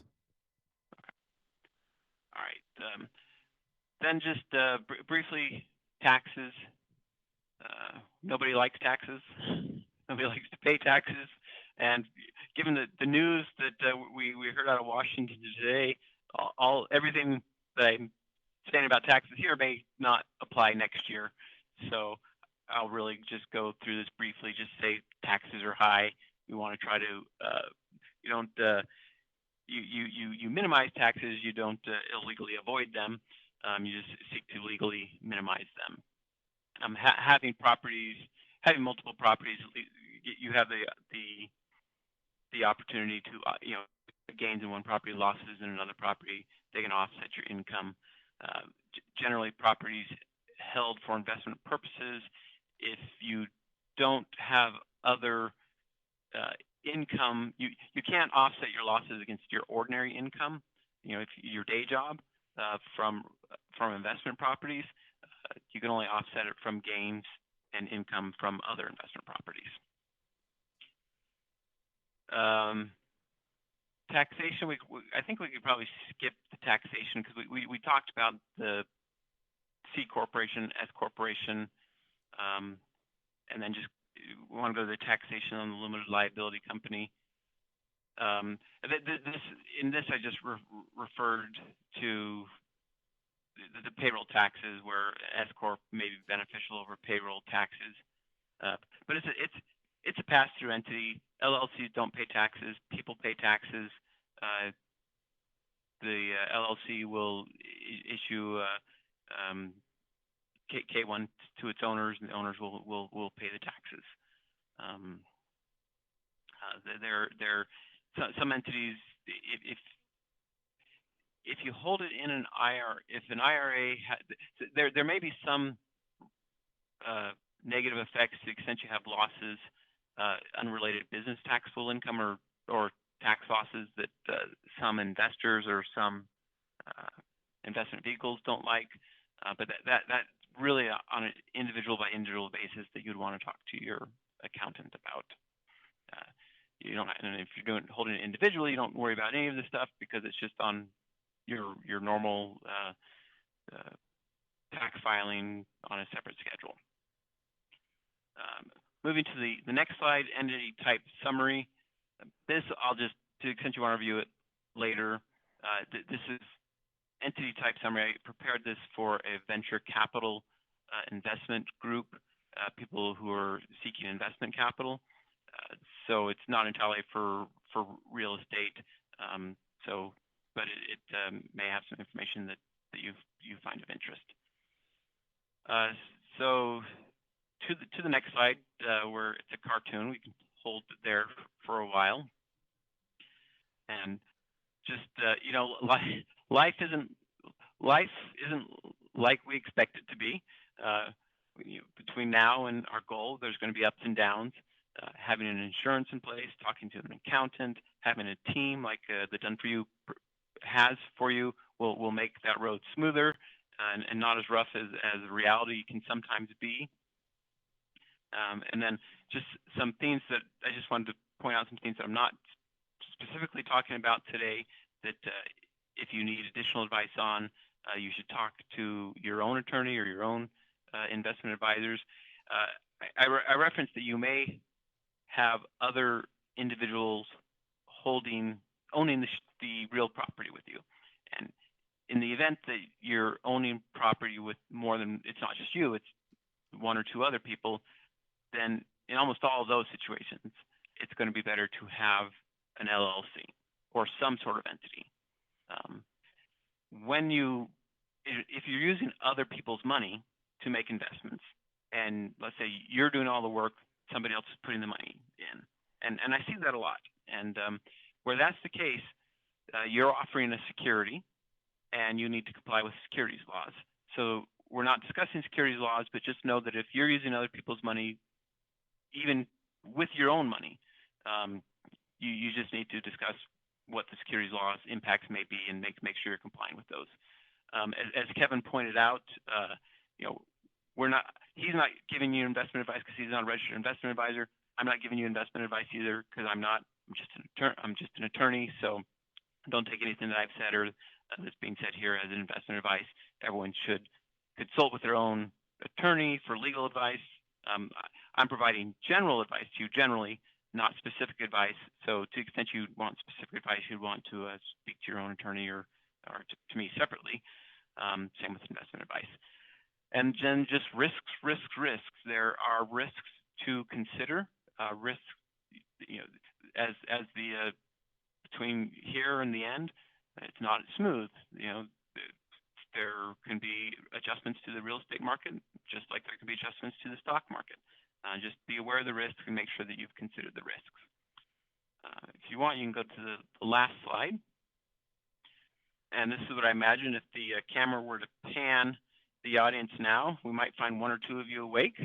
But this has my contact information, and just want to see if anyone had any questions.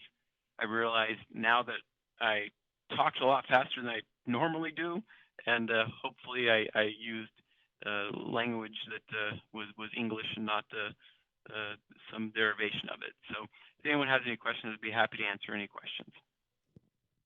Okay, great. Thank you very much, Brad. We really appreciate you being on tonight and taking time to speak with all of our clients. And we'll let you get back to your family. Have a great evening. Okay. Thank you all. Good luck. Thank you. Brad, for jumping on, and I hope that was helpful, and there was some information there that was really useful.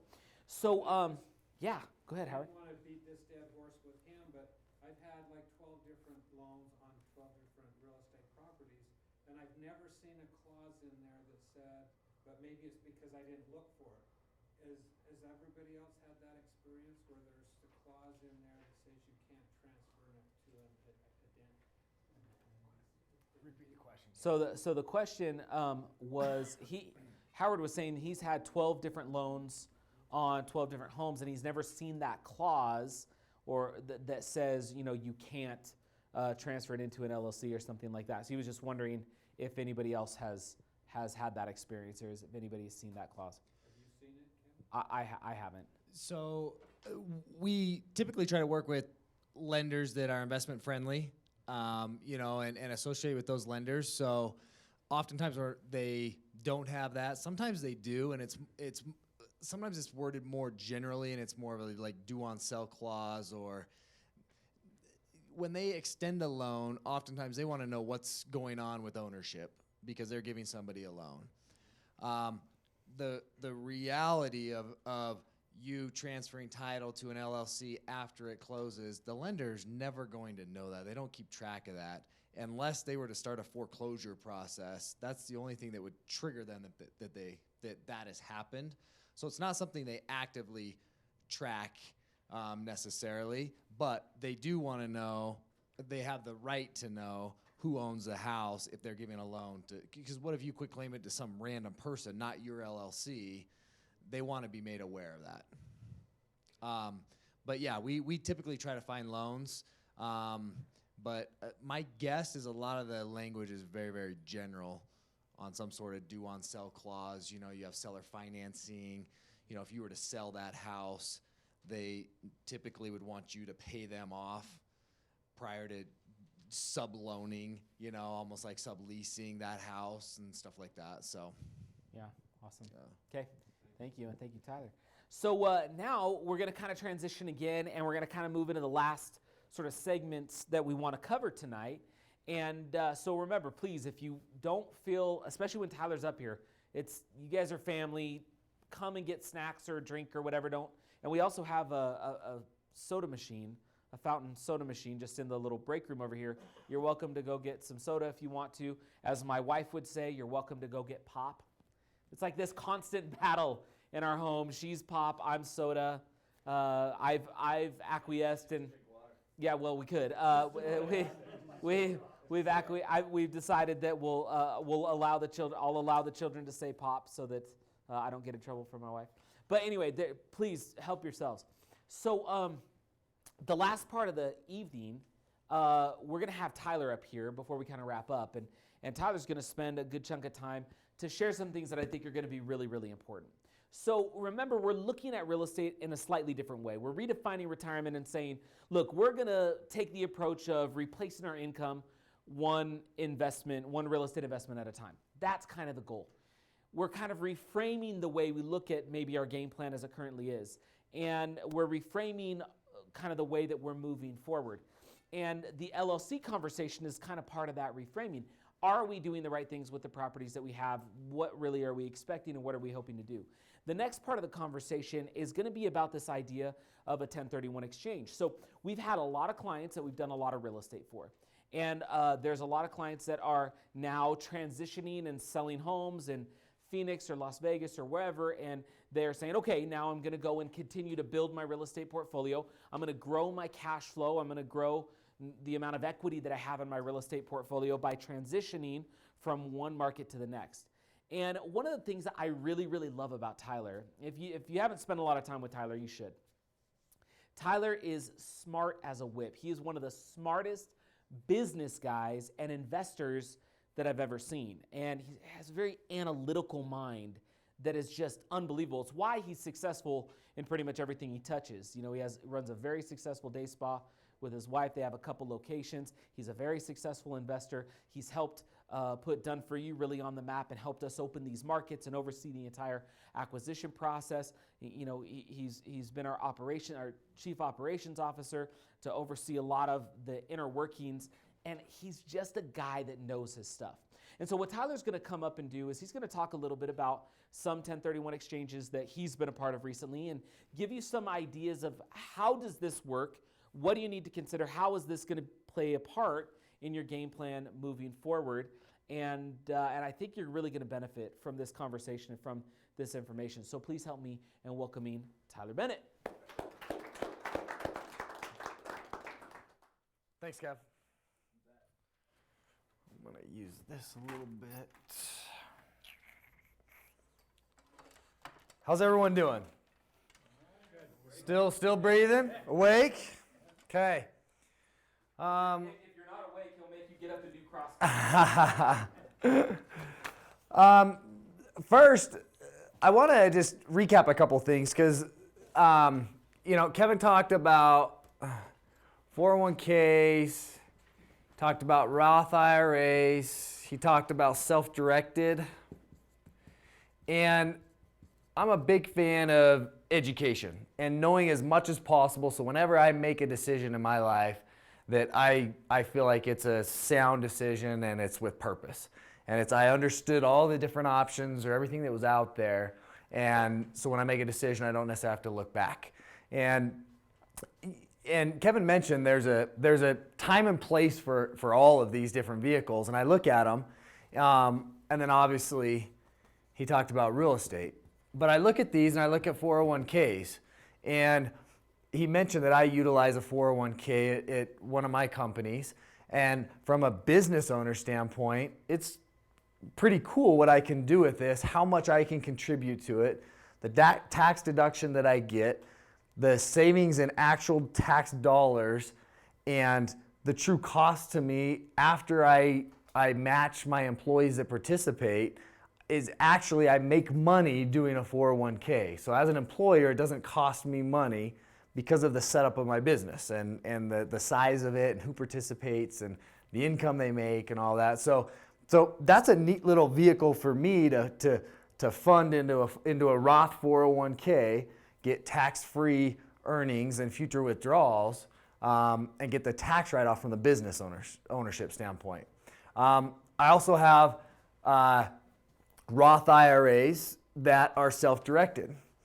And I'm a little crazy, and I do hard money lending typically out of my self-directed IRA. So I've been able to make on average 12 to 18% annually inside of my self-directed IRAs, and it just keeps building and building and building and building. So another really good vehicle is part of my overall plan. But then real estate. The majority of my investment portfolio and what I have going on is in real estate. And many different rental properties, and many of you know I flip properties, and I've been able to recognize the benefits of real estate and grow my portfolio over time. And so I like learning about all of these, how they all work, and how they potentially can apply to me, and then how I take advantage of them and how they work in my plan. So I just wanted to just touch on that and recap that really quick. So we're going to talk more in depth than I normally do on 1031 exchanges. Who can give me a quick definition of what a 1031 exchange is? Deferring taxes from one investment to another. Okay, type of investment. Real estate? Okay, anyone want to add to that? Generally speaking, that's what we're doing. So I'm going to talk how they work, how you do them effectively, crunch some numbers, and I'm going to share some that I've done recently, and then the power of those. So here's the Brad answer to what is a 1031. No offense, Brad, if you're still watching. Exchange of property held for productive use or investment, non-recognition of gain or loss from exchanges solely in kind. In general, no gain or loss shall be recognized on the exchange of property held for productive use in a trade or business or for investment, if such property is exchanged solely for property of like kind, which is to be held either for productive use in a trade or business or for investment. The one thing that stood out to me, because it basically says the same thing that you said, except for no gain or loss. So back in the lovely 2007-8 time frame, I sold some properties and I had losses. And I went to do taxes and I was like, no, I lost, I can't remember, it was a lot of money. Let's just say it's $100,000. I lost $100,000. Can't that offset this taxable W-2 income or business profit? And my accountant's like, no, you get zero tax benefit from that $100,000 loss, because the only way you can recognize that loss is through the same type of gain, because it was a capital loss. It was a long-term capital loss. So I had to wait until I had and I think you get $3,000 a year, like forever, until it's gone. And so I kept 3,000, 3,000, 3,000, and then finally I had a capital gain, and then it was able to be offset with that capital loss. And so I benefited finally. I was able to recognize some of that or take advantage of it. So that's kind of interesting. Next slide. Sorry, our clickers aren't working. Well, my computer isn't working right. A qualified intermediary. What is a qualified intermediary as we're talking about 1031s now? Anybody know? Throw a guess. Someone who handles the money. You can't do it yourself. Okay. Same?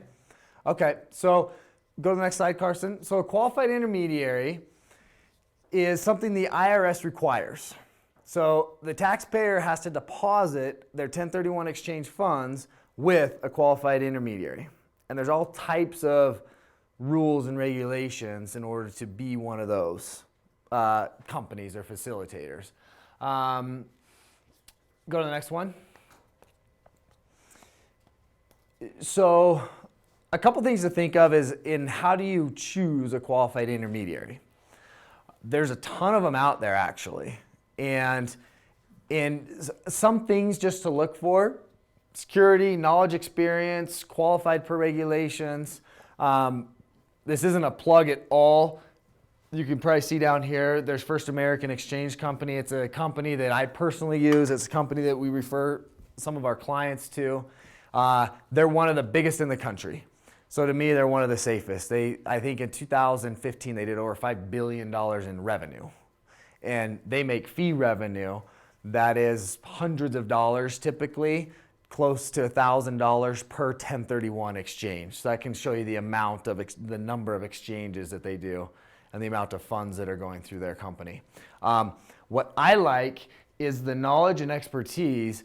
They're careful not to give you tax advice, but they're really good about going over a scenario, saying, okay, here's my scenario, here's what I want to do. Does that qualify? Does that work? And they understand the code and the law really well, and so they can give you good guidance. So it's important to have the right qualified intermediary. Carson? Go again. One more. Okay, so now I want to talk about capital gain and how we determine what capital gain is. So here's the really easy explanation, which is you have sales price minus your costs, there's your capital gain. And we're going to get into a little bit more complex because there's more to it than just that. Next one. This is just easy numbers. So let's say you sold something for $200, you bought it for $100, you've got a $100,000 capital gain.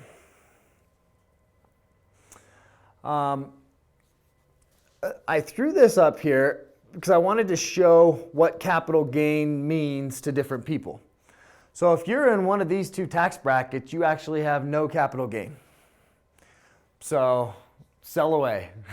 But if you have the majority of people are going to fall in this 15% capital gain. And then if you're in the very, very top tax bracket, it bumps it up to 20%. So capital gain is 15% federal, plus who else wants money? Who else wants taxes? State. What's Utah state? 5%. 5%. So you'll see in some examples that I use later on, we're going to go with 20% as kind of the capital gain tax rate when we look at some numbers. Carson? I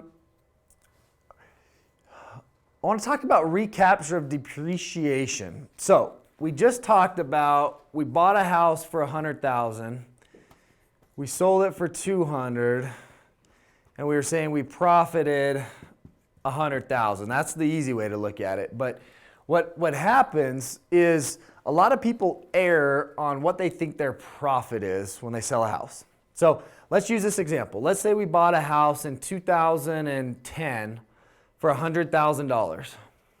Okay? Let's say we paid cash for it. And we're getting cash flow every single month. We're getting income from that. And one way to offset that a little bit is to, what do we do to that property that has a value of $200,000 or $100,000? We depreciate it. What's the depreciation schedule? How do we determine how much we get to depreciate? IRS rules. 27 and a half years is the depreciation schedule for residential real estate. So in this scenario, we'll assume it's worth $100,000. We get what? $2,750 per year. So let's just say we sell this, these are my numbers, in 2020. So we have it for 10 years. So we've depreciated it $27,500. So each year, that $2,750, if we're in a 25% tax bracket, that's saved us $700, $800 or whatever that is in actual tax dollars, and that's why we depreciate it, because we want the cash savings each year. Fair? Does that make sense? Okay. So the IRS, however, doesn't forget about that depreciation. So our basis in that house at time of sale is going to be $100,000 minus $27,500. So we're going to be at, what is that, $72,500? So now that's our basis. And if we sell it for $200,000, our profit is really $127,500. But how much cash did we get? We got $100 in cash. So if we say, I don't want to pay capital gain, or I don't want to do a 1031 exchange, or there's nothing else to buy, I don't like real estate, or whatever the situation is, and I don't want to do a 1031 exchange, we're going to be taxed on that amount, but we only have this available to pay it if we're funding the taxes with that property. Does that make sense? So if we're taxed at 20%, we're gonna owe $25,000 in taxes, and we're left with $75,000. Make sense? So we're left with 25% less working capital in our portfolio, and I'll show you the power of having that additional 25% over time. Let's look at this example one more time. Let's assume we did a loan, and we got an $80,000 mortgage. So we put 20% down. An $80,000 mortgage, over 10 years we paid it down $15,000. So we bought it for $200. We bought it for, sorry. I messed up. Nobody saw this error that I just made. When we sold the house, we got $200,000. Not $100, because we didn't get a loan. So we have $175 to work with if we pay taxes, or we have $200 if we don't. Make sense? Okay. So to clarify, because we want to know that number, because if we get a loan,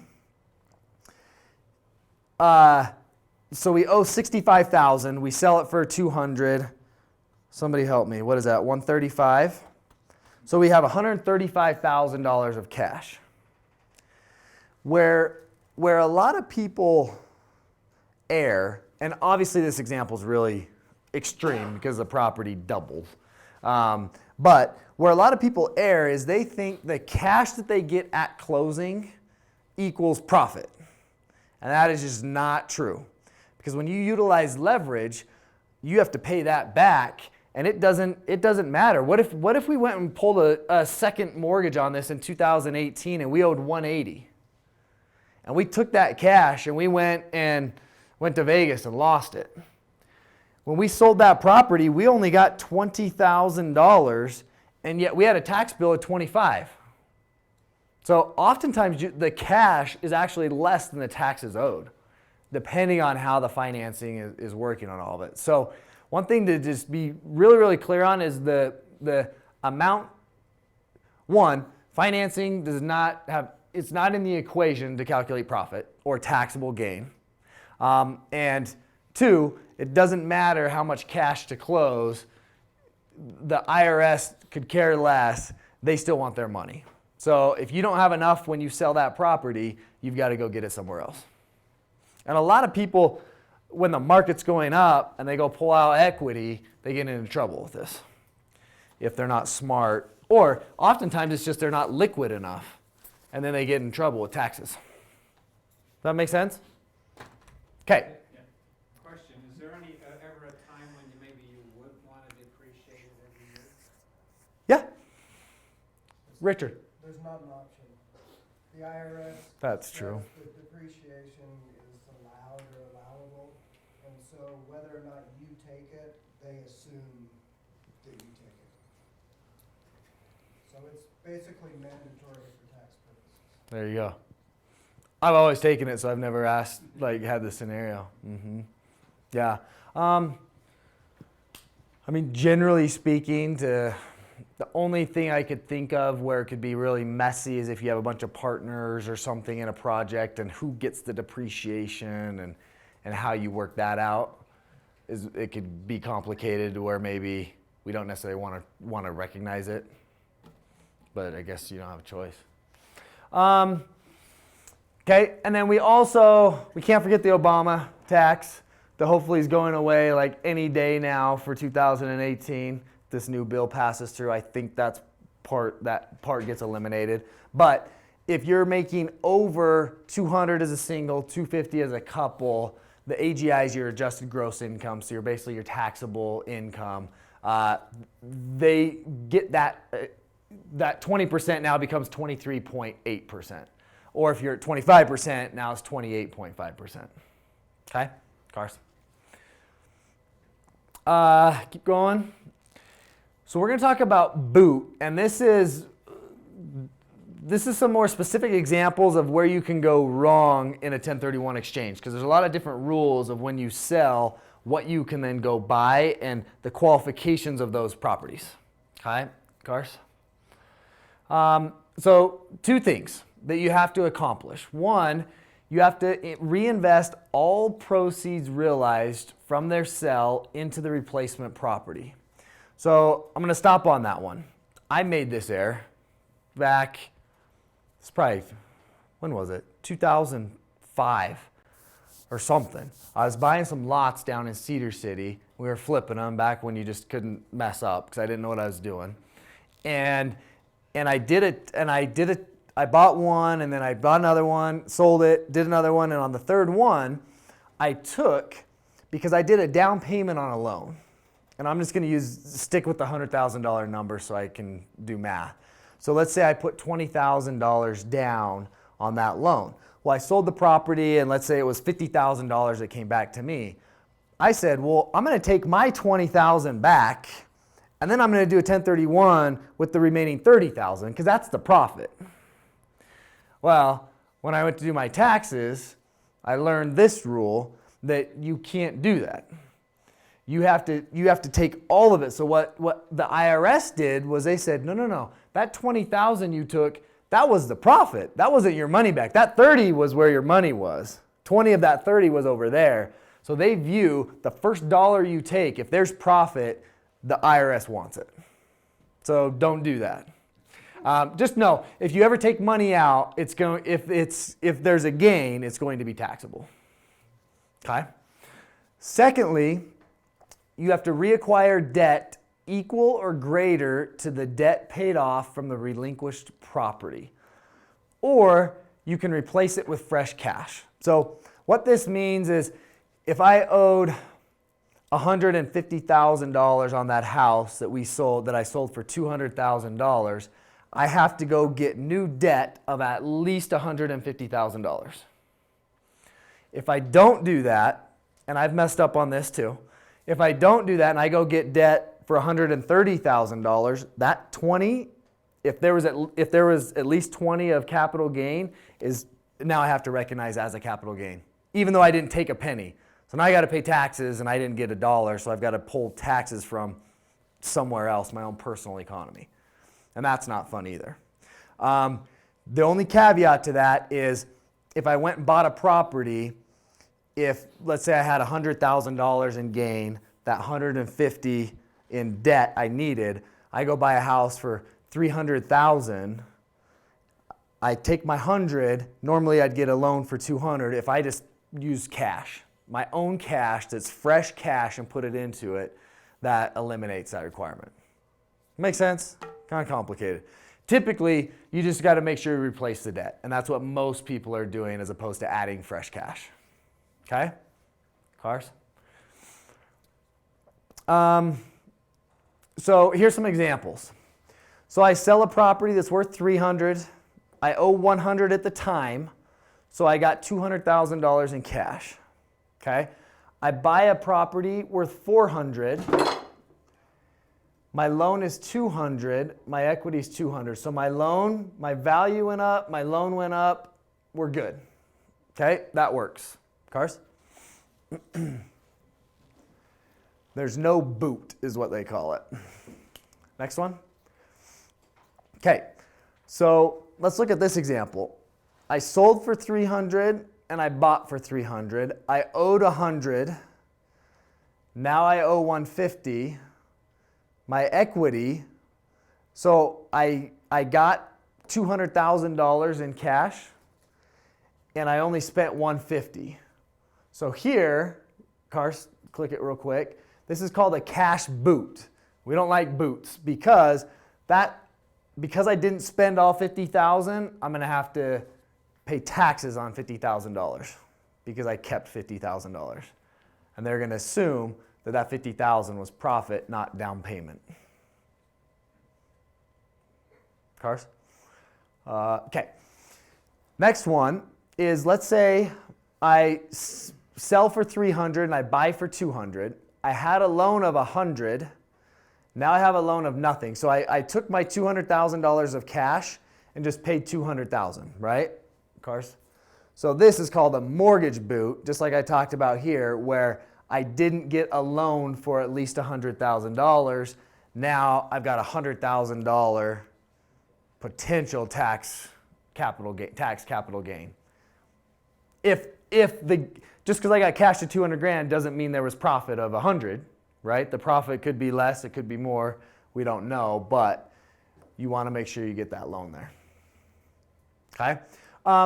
So the 1031, exchange companies can help you with these types of scenarios. Whenever I've done a 1031, after the first few that I messed up, I always, right before I sell my house, will contact my CPA and say, this is what I'm doing. Does it make sense for me to do 1031? Can you tell me what my cash basis is? Because I don't know offhand.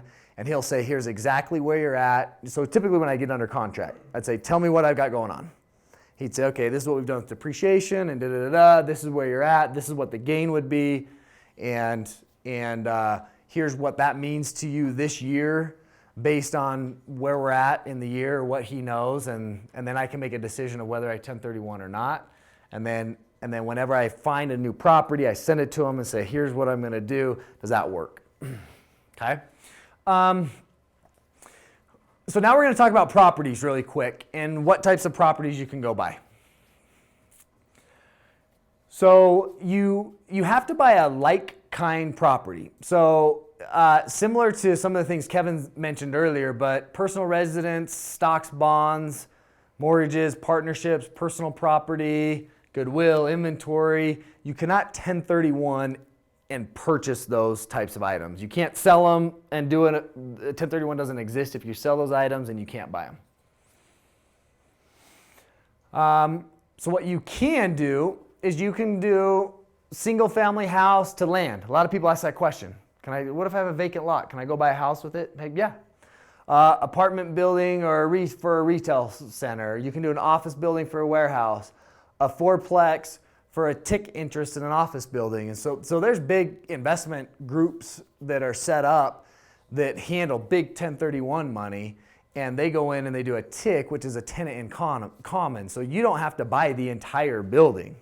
So you could come in and somebody could be putting together a purchase of a big office building for $10 million. And if you have a $100,000 1031, you can purchase ownership interest in that building. If that makes sense. Okay. So you can go all those, you can cross through all those different types of scenarios. Cars? You got to be in the U.S. So you can't buy the Eiffel Tower. Sorry. Next. Yeah. Multiple properties. So can I sell one and buy three? Can I sell three and buy one? Yeah. We've had clients that have sold one piece of property that we've helped buy dozens of properties with one 1031 exchange. Stressful because you have some time limits and stuff that I'll get into, but yeah, you can. Next, there are some rules with that though, so I'll go through those. So you've got a 45-day identification period with a blinking stop sign. What does that mean? What does identification period mean? And how do we do that? Do we just call them? Do you know what the process is? Call you guys. We'll tell you, right? So you have the intermediary, and so they typically have a document that you will fill out, and you'll put in the addresses of the properties you've identified, property or properties that you've identified, and you have to send it to them by midnight.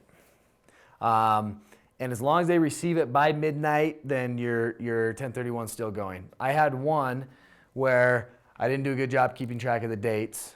I was totally planning on doing a 1031, and I get an email on day 46, 8 a.m., saying, it looks like you didn't identify, fill this form out, let us know where you'd like us to send your funds. Like they were just shutting down my 1031, and there was nothing I could do. And so they kept their fee, and they sent me my 1031 money. And then I had to pay taxes. Yeah. So it's important I haven't done that twice. One of the few mistakes I haven't done twice, probably. Next is the 180-day exchange period. So that's where you have to close. You have to buy by 180 days. And these are just black and white. There are no exceptions, no gray areas to these two deadlines. It just is what it is. So, so you have to identify, you have to purchase in those time frames. Click it again. Keep going. Keep going. This just says the same exact thing, so keep going. Okay, so there's a couple rules in identification. You can click it one more time. Okay. So you can, the value of the property that you are selling, the sales price is applicable here. So you can, there's a 3 property rule where you can identify and or purchase up to 3 properties no matter what their value is. Okay, so you could identify up to 3 properties. You could be selling a $200,000 property and you could identify $3 million properties if you wanted to. Okay, but no more than 3. Or you can identify as many properties as you want, but collectively they cannot be worth more than 200% of the property you sold.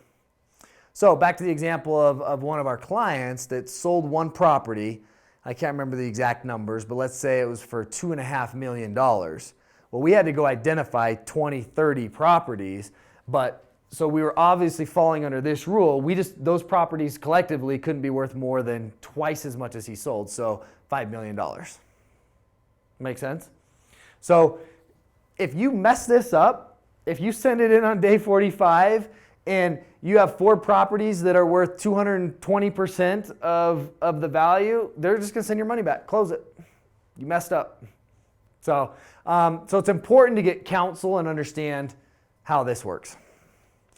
For the you identify certain properties, but ultimately, before that 180 days, do you have to actually buy one of those 3, or could you buy another property? Good question. So if you identify 3 properties, let's say that you end up. Can you repeat the question? Yeah. So that the online people can. Yeah. know So what I'm you're talking about. asking it just a little bit different way. So if you identify 3 properties, and all 3 of those fall out, but you find another one inside of the 180 days, can you buy property number 4? No. You can only buy what you identify. You do not have to buy all of them. You don't have to buy any of them. But you can only buy, you cannot add another property after the 45 days. Could you identify day 10 and then add another property in day 20? Yeah. You can identify as many properties as you want, assuming you fit these rules, up to day 45.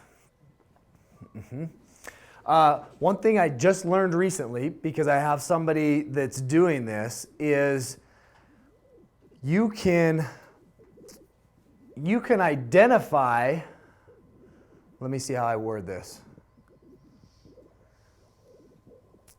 You can be under contract on a property. Let's say you are under contract on a new construction. So it's going to take 8 months to get done, and it's an investment property.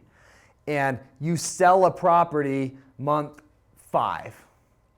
You can identify that property and close on it as long as it's within the 180 days. So you can be under contract on a property prior to selling and even having a 1031, which is kind of cool. I didn't know that. Close beforehand? Say that again. Can it close? Yeah, so you say you're under contract, what if you actually close on it? Well, no, because you have to, the 1031 has to exist at or before closing. Yeah, couldn't go backwards. That'd be nice. Okay. Keep going.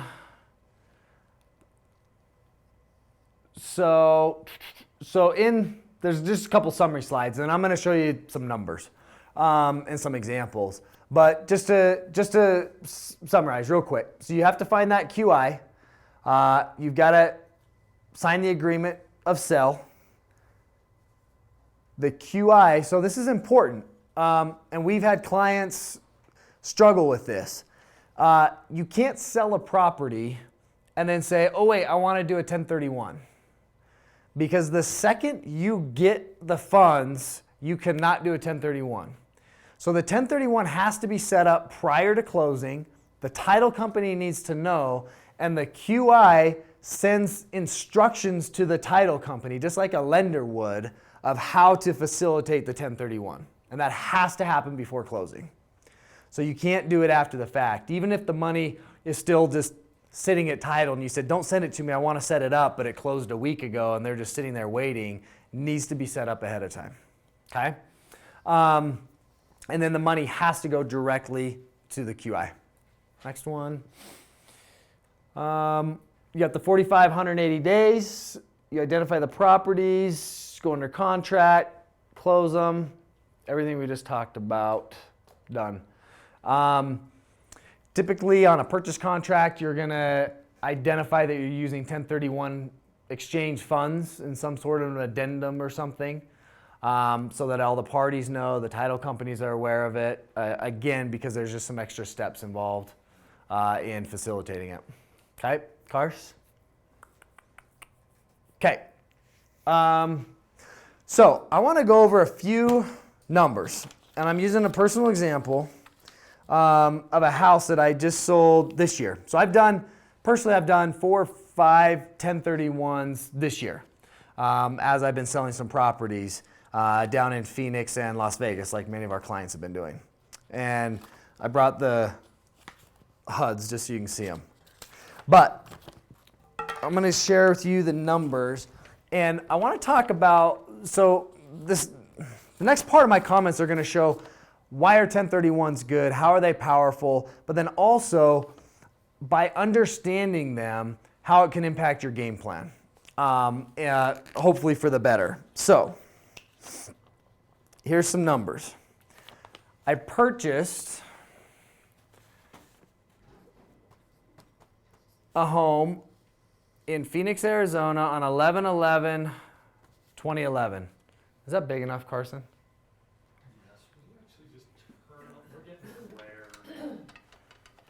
How if I do this? I don't need the TV anymore. Okay. So purchased a house for $75,000 way back, like the perfect time we could buy in Phoenix. Okay. I got a loan for $56,000.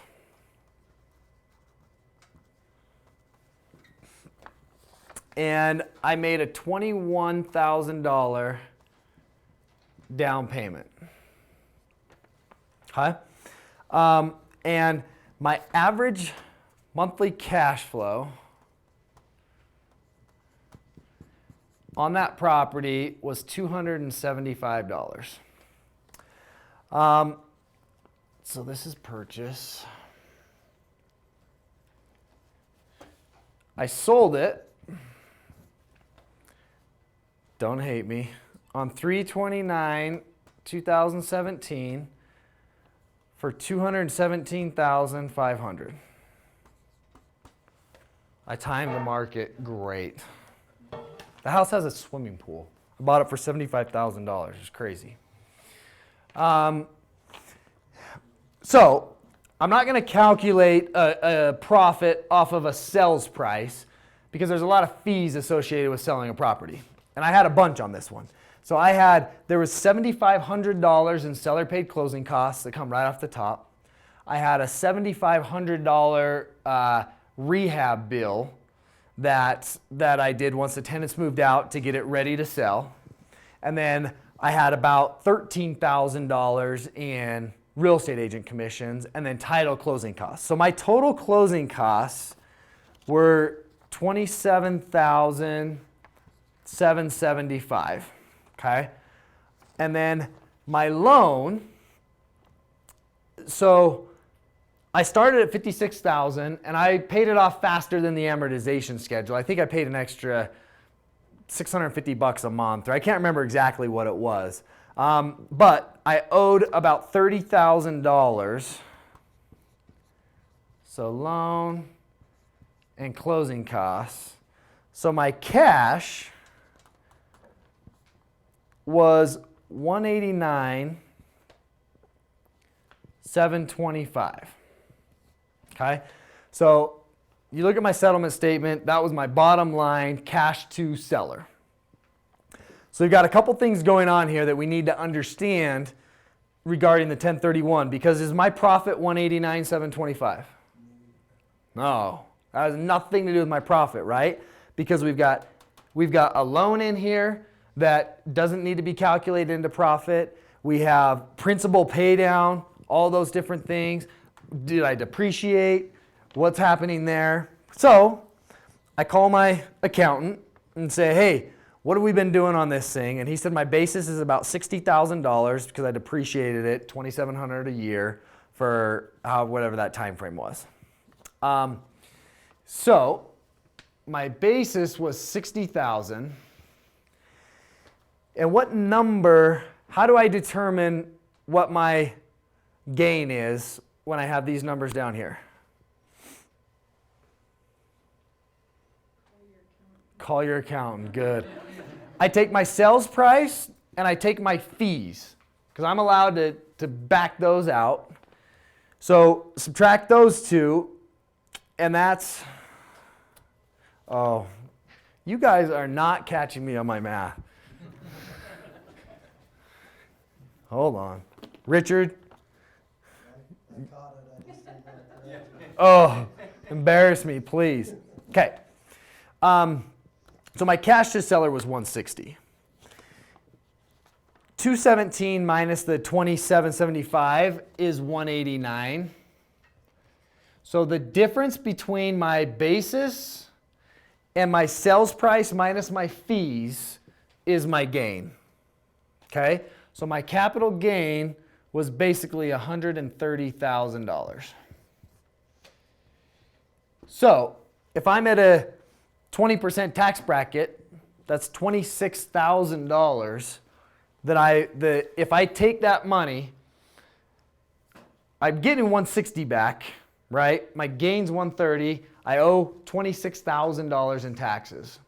So I could pay 26 grand and have 160 minus 26 and go do whatever I wanted, or I can keep that $26,000 in my economy. Does that make sense?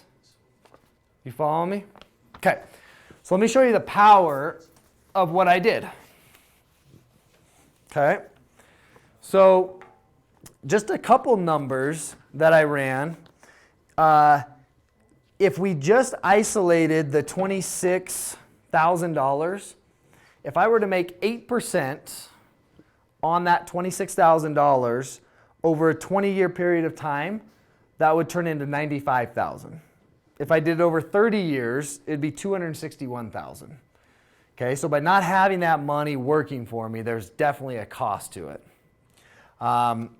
The only reason to not do it is if you just hate real estate or you really, really, really need liquidity and need that cash really fast. Because can you do a 1031 and then go leverage and pull some of that back out?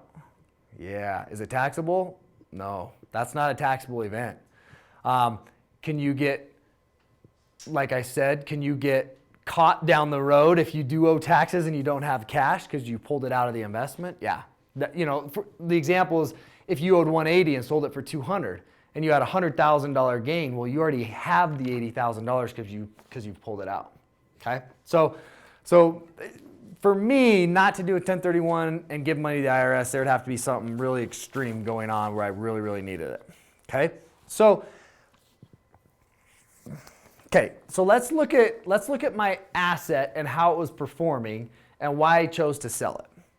So I had $160,000 of cash in that asset, right? That bottom line cash to me was $160,000. So I had $160,000 cash.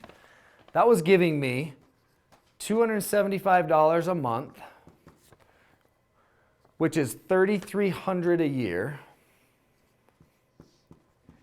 Divide that into $160,000, and that equals a 2.1% ROI. Does anybody get excited about that?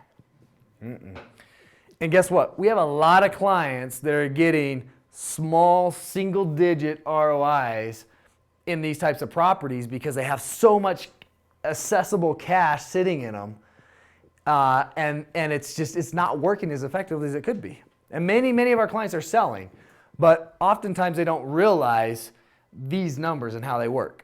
So I take the $160,000 and I purchase 3 done-for-you houses.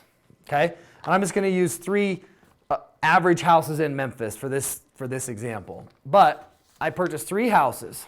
Okay, I put $53,000 down on each one.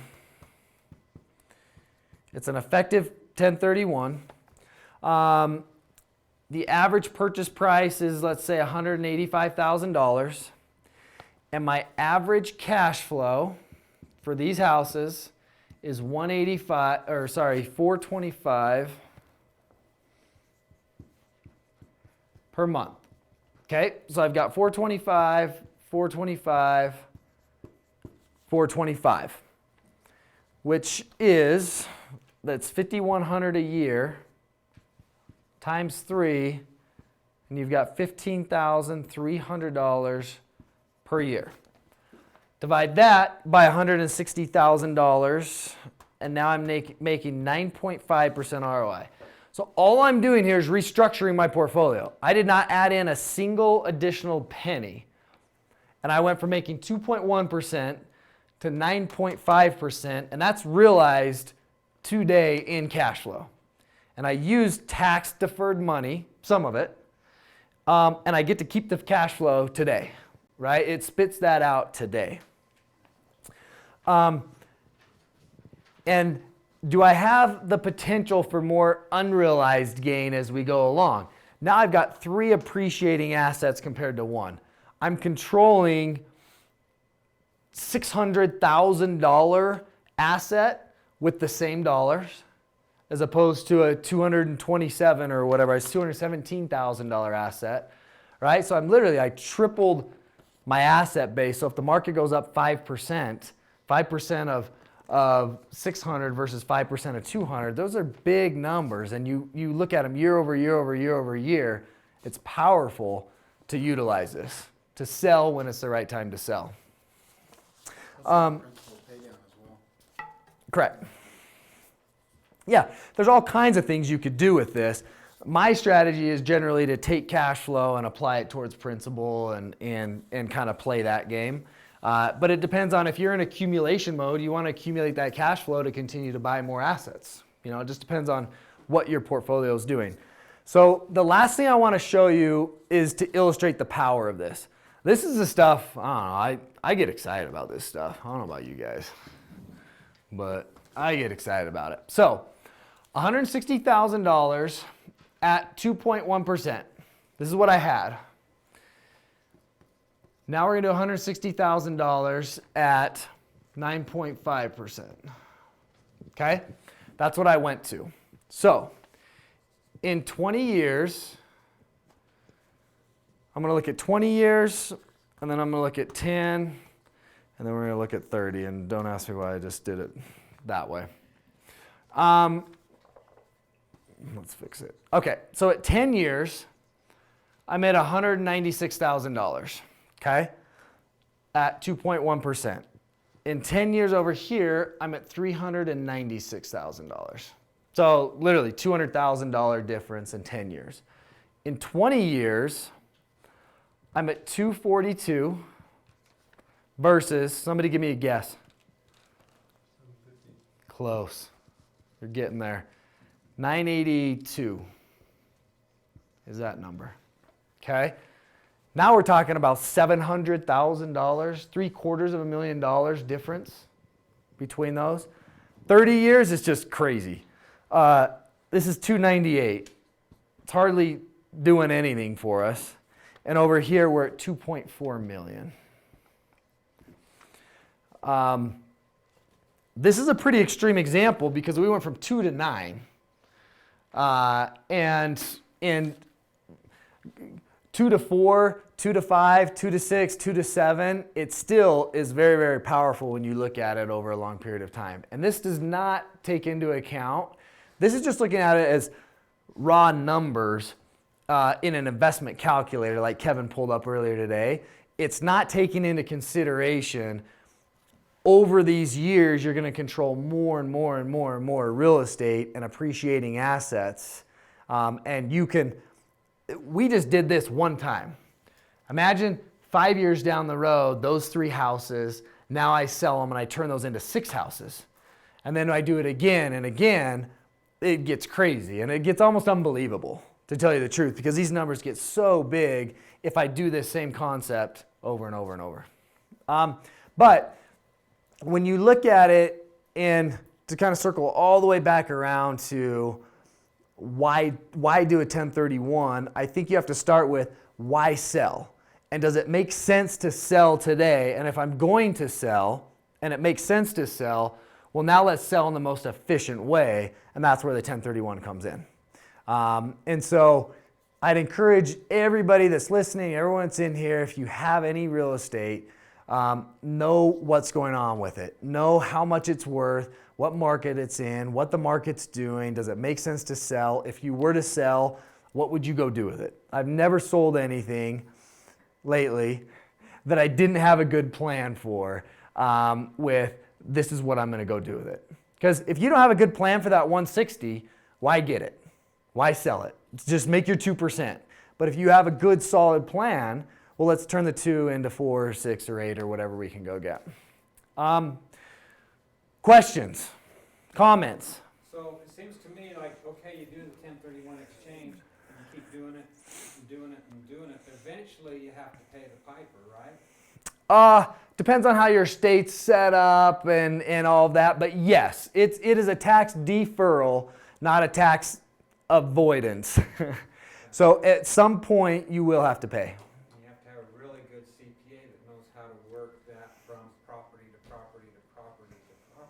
Yeah. And I mean, if you think about, and again, it all depends on everybody's individual situations. You know, I look at it like, hopefully I'm in a situation where I never need to sell and I can just pass the cash flow along.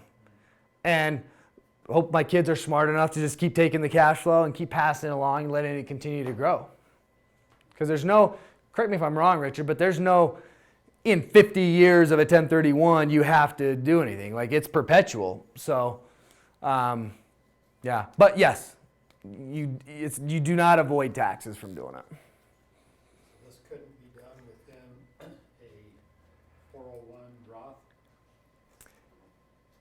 Well, it kind of happens inside of a 401k Roth, because when you sell inside of a 401k Roth, all the proceeds have to go into the 401k Roth, and those aren't taxed. There's no capital gains inside a 401k, so you get 100% of the gain to go buy another house with. Does that avoid the tax problem though in the end? Yeah, it helps if you hold it inside of the Roth. So you have to do a 1031 if it's Well, inside a Roth? to answer, no. Yeah, you just wouldn't do a 1031. But really, it's clear, yes. You would avoid taxes on the gain because it's inside of a Roth. But you can't do the 1031 on No, but you wouldn't need to, because you don't have a gain anyways. All gains are tax-free inside of the Roth. But you have to start taking withdrawals at 70 and a half from the IRA, whereas in your scenario, you could just never have to pay the tax. Correct. Just keep it in there. Yeah, repeat so what the she question? said was that if you're holding it inside of a retirement vehicle, at some point, there's a chance you're going to have to take RMDs. You're going to have to take required minimum distributions out of that vehicle, where if it's not in that vehicle, you continue to do 1031s, you can just take cash flow, but you're never required to do anything with it. There's no requirements because it's personally held. Mm-hmm. Any other comments? Richard? How do the QIs base their fees? Good question. Most QIs, the question is, how do QIs base their fees? Most fees are based on up to $200,000, it's $695. From $200,000 to $2 million, it's $995. $2 million to $10 million, it's $1,500, and above $10 million, it's get a quote type of thing. Yeah. So it's usually high hundreds to low thousands for the majority of the exchanges that are out there. Any other questions? Comments? Stuff gets you excited to go do some real estate? Hopefully it does. Okay, thanks. I'm going to turn it back to Kevin. Awesome, thank you so much. I get excited with stuff like that. I'm back there, I was talking to Kurt. I'm like, when I hear things like this and I'm reminded of what is real and what is happening and what we're doing with our clients and why these game plans are important, and just even what Tyler described, it's that idea that he had one, he's beginning to generate this income and replace income one investment at a time. It's just the process. I just get so excited because I just think, my gosh, there is so much good to be done here. And there's so much value that comes from looking at a portfolio this way and having a team that can assist you with it. Because I don't know if you're like me, but when I hear a lot of information, sometimes I kind of get overwhelmed. Like, oh my gosh, how could I have no frame of reference or how I would do this if I was just sort of me. But that's why DFY exists. It's here for you to be the hero of your own story.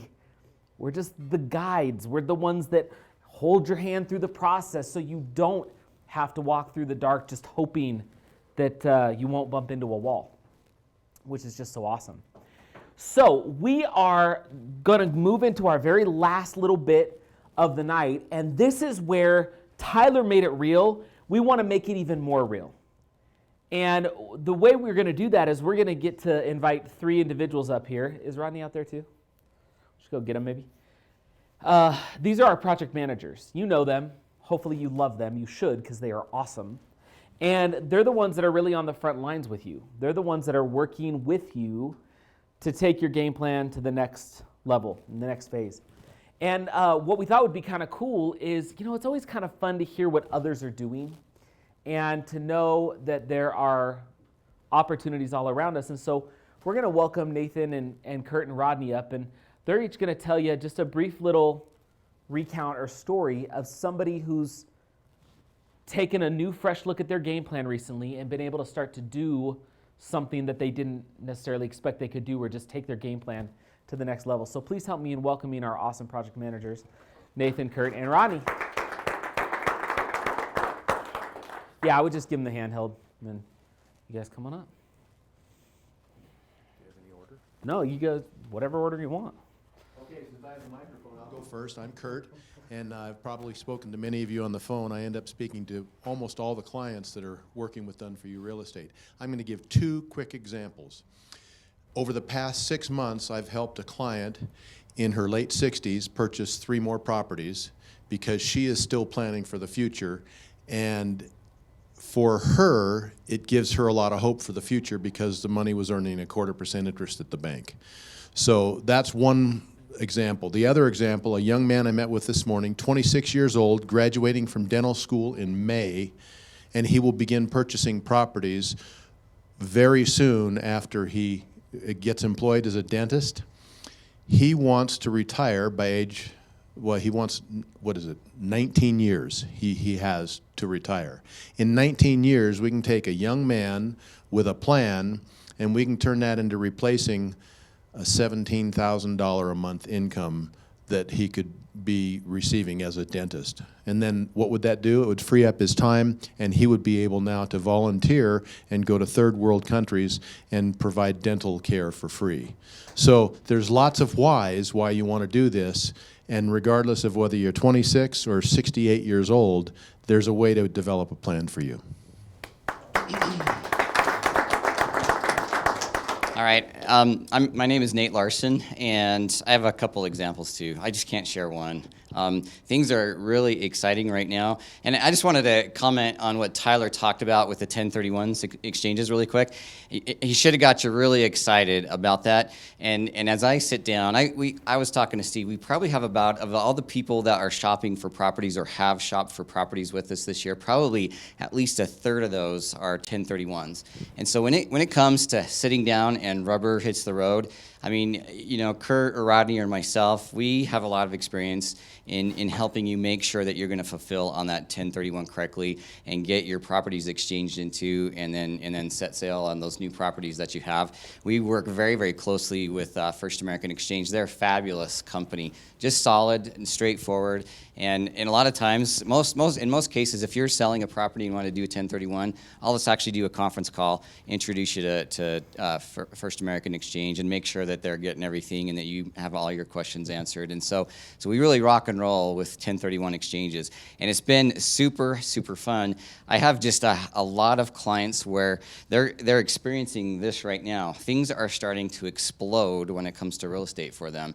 2 examples that I want to share. I'll share kind of what Kurt did. I have a young guy that I just picked up as a client, and then an older couple that are school teachers. I'll start with them real fast. But retiring in just a short amount of time, they bought 2 properties with us 5 years ago. They're cash flowing about $450 to $500 a month between those 2 properties, you know. And I called them in, and we were in my office and chatting. And I says, look at your equity position in these 2 properties. Let's look at the opportunity cost of either leaving those 2 properties as is and continuing to hold them, or let's sell. And if we sold, they could actually turn those 2 properties into 4 properties. So.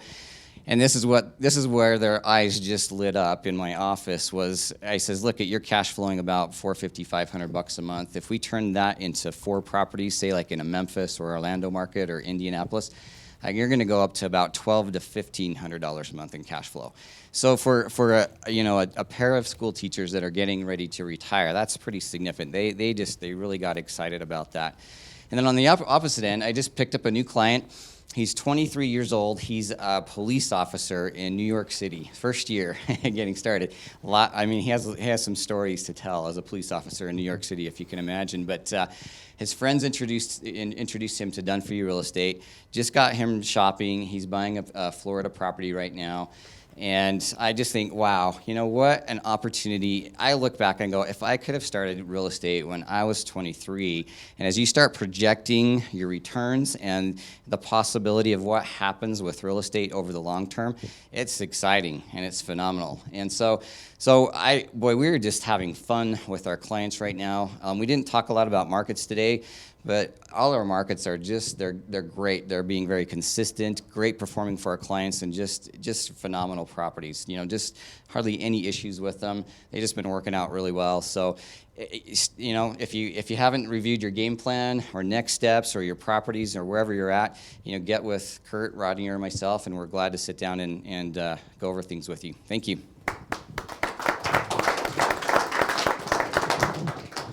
Hi, my name is Rodney Beecham, and I just have two examples I want to share with you. One is a client I met with today for the first time. They were referred by another client of mine, and it's a husband and wife, and they're kind of, you know, upper, you know, what would I call this? You know, kind of, you know, not quite retirement age, kind of just, you know, just passing their middle age, you would say. And their concern is that they have 4 boys. They want to enable each of them to serve a 2-year voluntary service thing called a mission. And they're concerned about how they're going to pay for that because they're all very close in age, and so they're going to hit all right at once. And they had set up a mutual fund, you know, just 3 or 4 years ago that was supposed to accomplish this.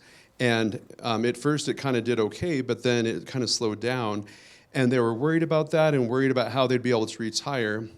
And it was amazing to look at, you know, their assets and how a few things could just be reallocated with some of the strategies that we've talked about today. And in so doing, they'd be able to not only pay for their children's missions, but also have so much more. We looked at them having, you know, enough income in 8 or 10 years that they could completely retire, even after factoring out paying for their missions and having money for other things. So it's really incredible, the difference that we're able to make in people's lives. I love being a part of it every day. It's been my joy for the past 10 years working here. And then the second client I wanted to share about is another client who's been with us for much longer. And they've done probably 6 or 7 properties with us. And they have over $1,200 cash flow in their properties, and they've had a really good experience. And you know what's really neat is that before they started working with us, they had done real estate here locally in Utah, and they had learned a lot about real estate. They loved real estate, but they struggled to know the best people to utilize for their deals, how to put the deals together to make the best return.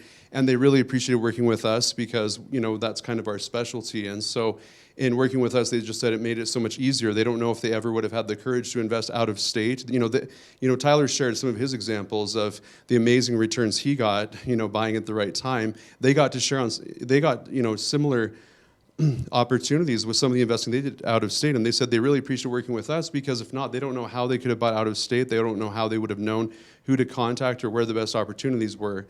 And so that was just a really great experience for them. And again, I just love working with clients, and anyone that you want to refer to us, we're happy to service. Thank you.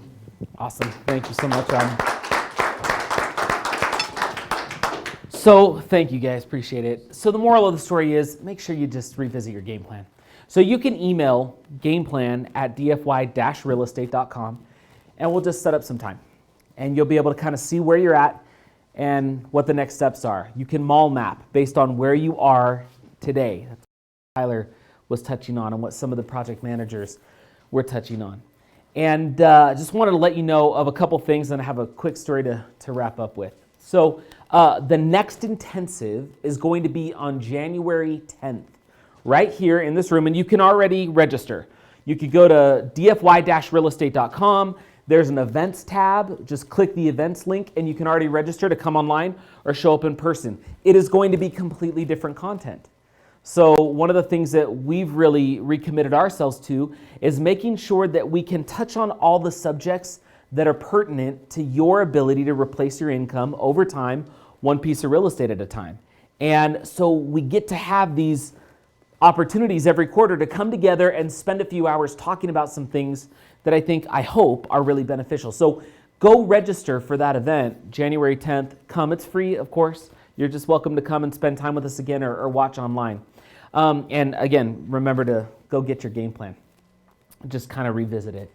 So the last thing I wanted to touch on is something that I hope you already feel, but I just kind of want to leave you with this story. So just yesterday, I have an 8-year-old daughter, and her name's Brooklyn. She's amazing, and she's really smart, and she's so smart that she's really starting to learn how to work with or maybe against mom and dad. You know, I don't know if you have kids, you know how they kind of learn those things, right? And she had this really simple task that we kept asking her to do. Every Monday, she gets this binder, and in the binder, she's supposed to write what her homework is for the week. She's supposed to bring it home so we know what the homework is, so we can watch her do it and then sign it off. Well, for about 2 weeks, she wasn't bringing home her binder. And we kept saying, Brooklyn, why aren't you bringing home your binder? She had all these excuses. Oh, well, I'm worried that I'll be the last person out of the class and I'm going to feel dumb. Oh, well, you know, I just don't know what time to do it during the day because, you know, I don't want to get in trouble. And, well, I'm so busy and the teachers ask us to clean up and I don't have time. And the whole time I'm sitting there going, something's off. She's not telling me the whole story. There's something she's not sharing about why she's not bringing this binder home. And so just the other night, sitting down with her, and I said, Brooklyn, honey, listen, I don't know why you're not bringing your binder home, but I know it's a different reason than the ones that you're telling me. And she said, Dad, yeah, it is. And I said, honey, I need you to know something. I'm on your team. See, she's kind of started to think that if she doesn't do something, she might get in trouble. And if she wants to do something and she doesn't think that we're going to understand why she wants to do that, she's worried that she's going to get in trouble. And she was worried that if she told us the real reason, she might be in trouble. So here's a dad moment, an opportunity to teach my daughter about honesty and why that's important. And I said, Brooklyn, are you worried about getting in trouble by telling us the real reason? She said, yeah, Dad, I am. And I said, honey, I'm on your team. We're in this together. See, whatever it is, it doesn't matter what it is. I'm here for you. We can do it together. I said, Brooklyn, wouldn't it be cool to know that we're on the team? We're on the same team together. She's like, Dad, I'd really like that. And I said, okay, let's get on the same team. Let me help you. She said, okay, Dad. And then she told me, see what happens. She gets these little dollars from her teacher. And if she gets enough of the dollars, she can play Quidditch and possibly win a prize. That prize could be going to lunch with the teacher. And she just thinks that would be the coolest thing ever. And here's what she's realized. If she doesn't turn in her binder for 4 weeks, she gets a little $20 bill, not 4 $5 bills. And she was thinking, I like to have the bigger dollar bills. I don't want the smaller dollar bills. And I said, Brooklyn, you know that, you know math. You know that 4 5s equals 20, right? She said, yeah, but I want that 20. And I said, I understand. But I'll tell you what, if you could bring your binder home and we can get on the same team together, then we will put those $5 up and we will count them as they come. And I bet you when you get to 20, I bet you can go to Mrs. Johnson and ask her if you can trade your 4 5s for a 20. She hadn't even thought that she could do that. And she went, Dad, that would be really cool. And I said, see, it's pretty cool when we're on the same team. We could do more when we're on the same team. She brought her binder home the next day. Now, why do I share that silly little story? Because we are on your team. I hope you never feel like you're worried to get with your project manager because maybe you aren't ready to transact or maybe something didn't go quite right with a piece of real estate you've already done with us or outside of us, and you're kind of like, oh, I don't know if I want to talk to them. I don't know if they're going to tell me I should do X, Y, or Z. Maybe you're a little scared. And I get it. And I'm going to tell you what I told my daughter. We're on your team. Maybe you just aren't sure if there's anything you could do. Maybe you haven't seen the idea that 4 5s could become a 20 and you could still get what you want. When we're on the same team, we just get to look at it. I hope you never feel like it's us against you. There's a reason we always open our doors. The doors are open in this office every day. There's a reason the project managers always have their doors open. There's a reason we give you emails and phone numbers and websites. We're on your team. I hope you know that. Our best interest is your best interest. Our desire is to help you redefine your retirement and replace your income over time, one real estate investment at a time. We want to do it with you, so please don't ever hesitate to reach out. We're on your team. Let's just go do it together because you're worth it. You deserve to free your family from financial burden. That's why you're here. So with that, I just want to say thank you for coming. Thank you for spending 3 hours and learning all kinds of good stuff. I hope it was beneficial. Was it beneficial? Did you guys get something out of it? Okay, good, awesome. So thank you so much for coming. Remember to register for January 10th. Email gameplan@dfy-realestate.com to set up an appointment, and hopefully we'll see you guys in January. And until then, Merry Christmas. Thanks, everybody.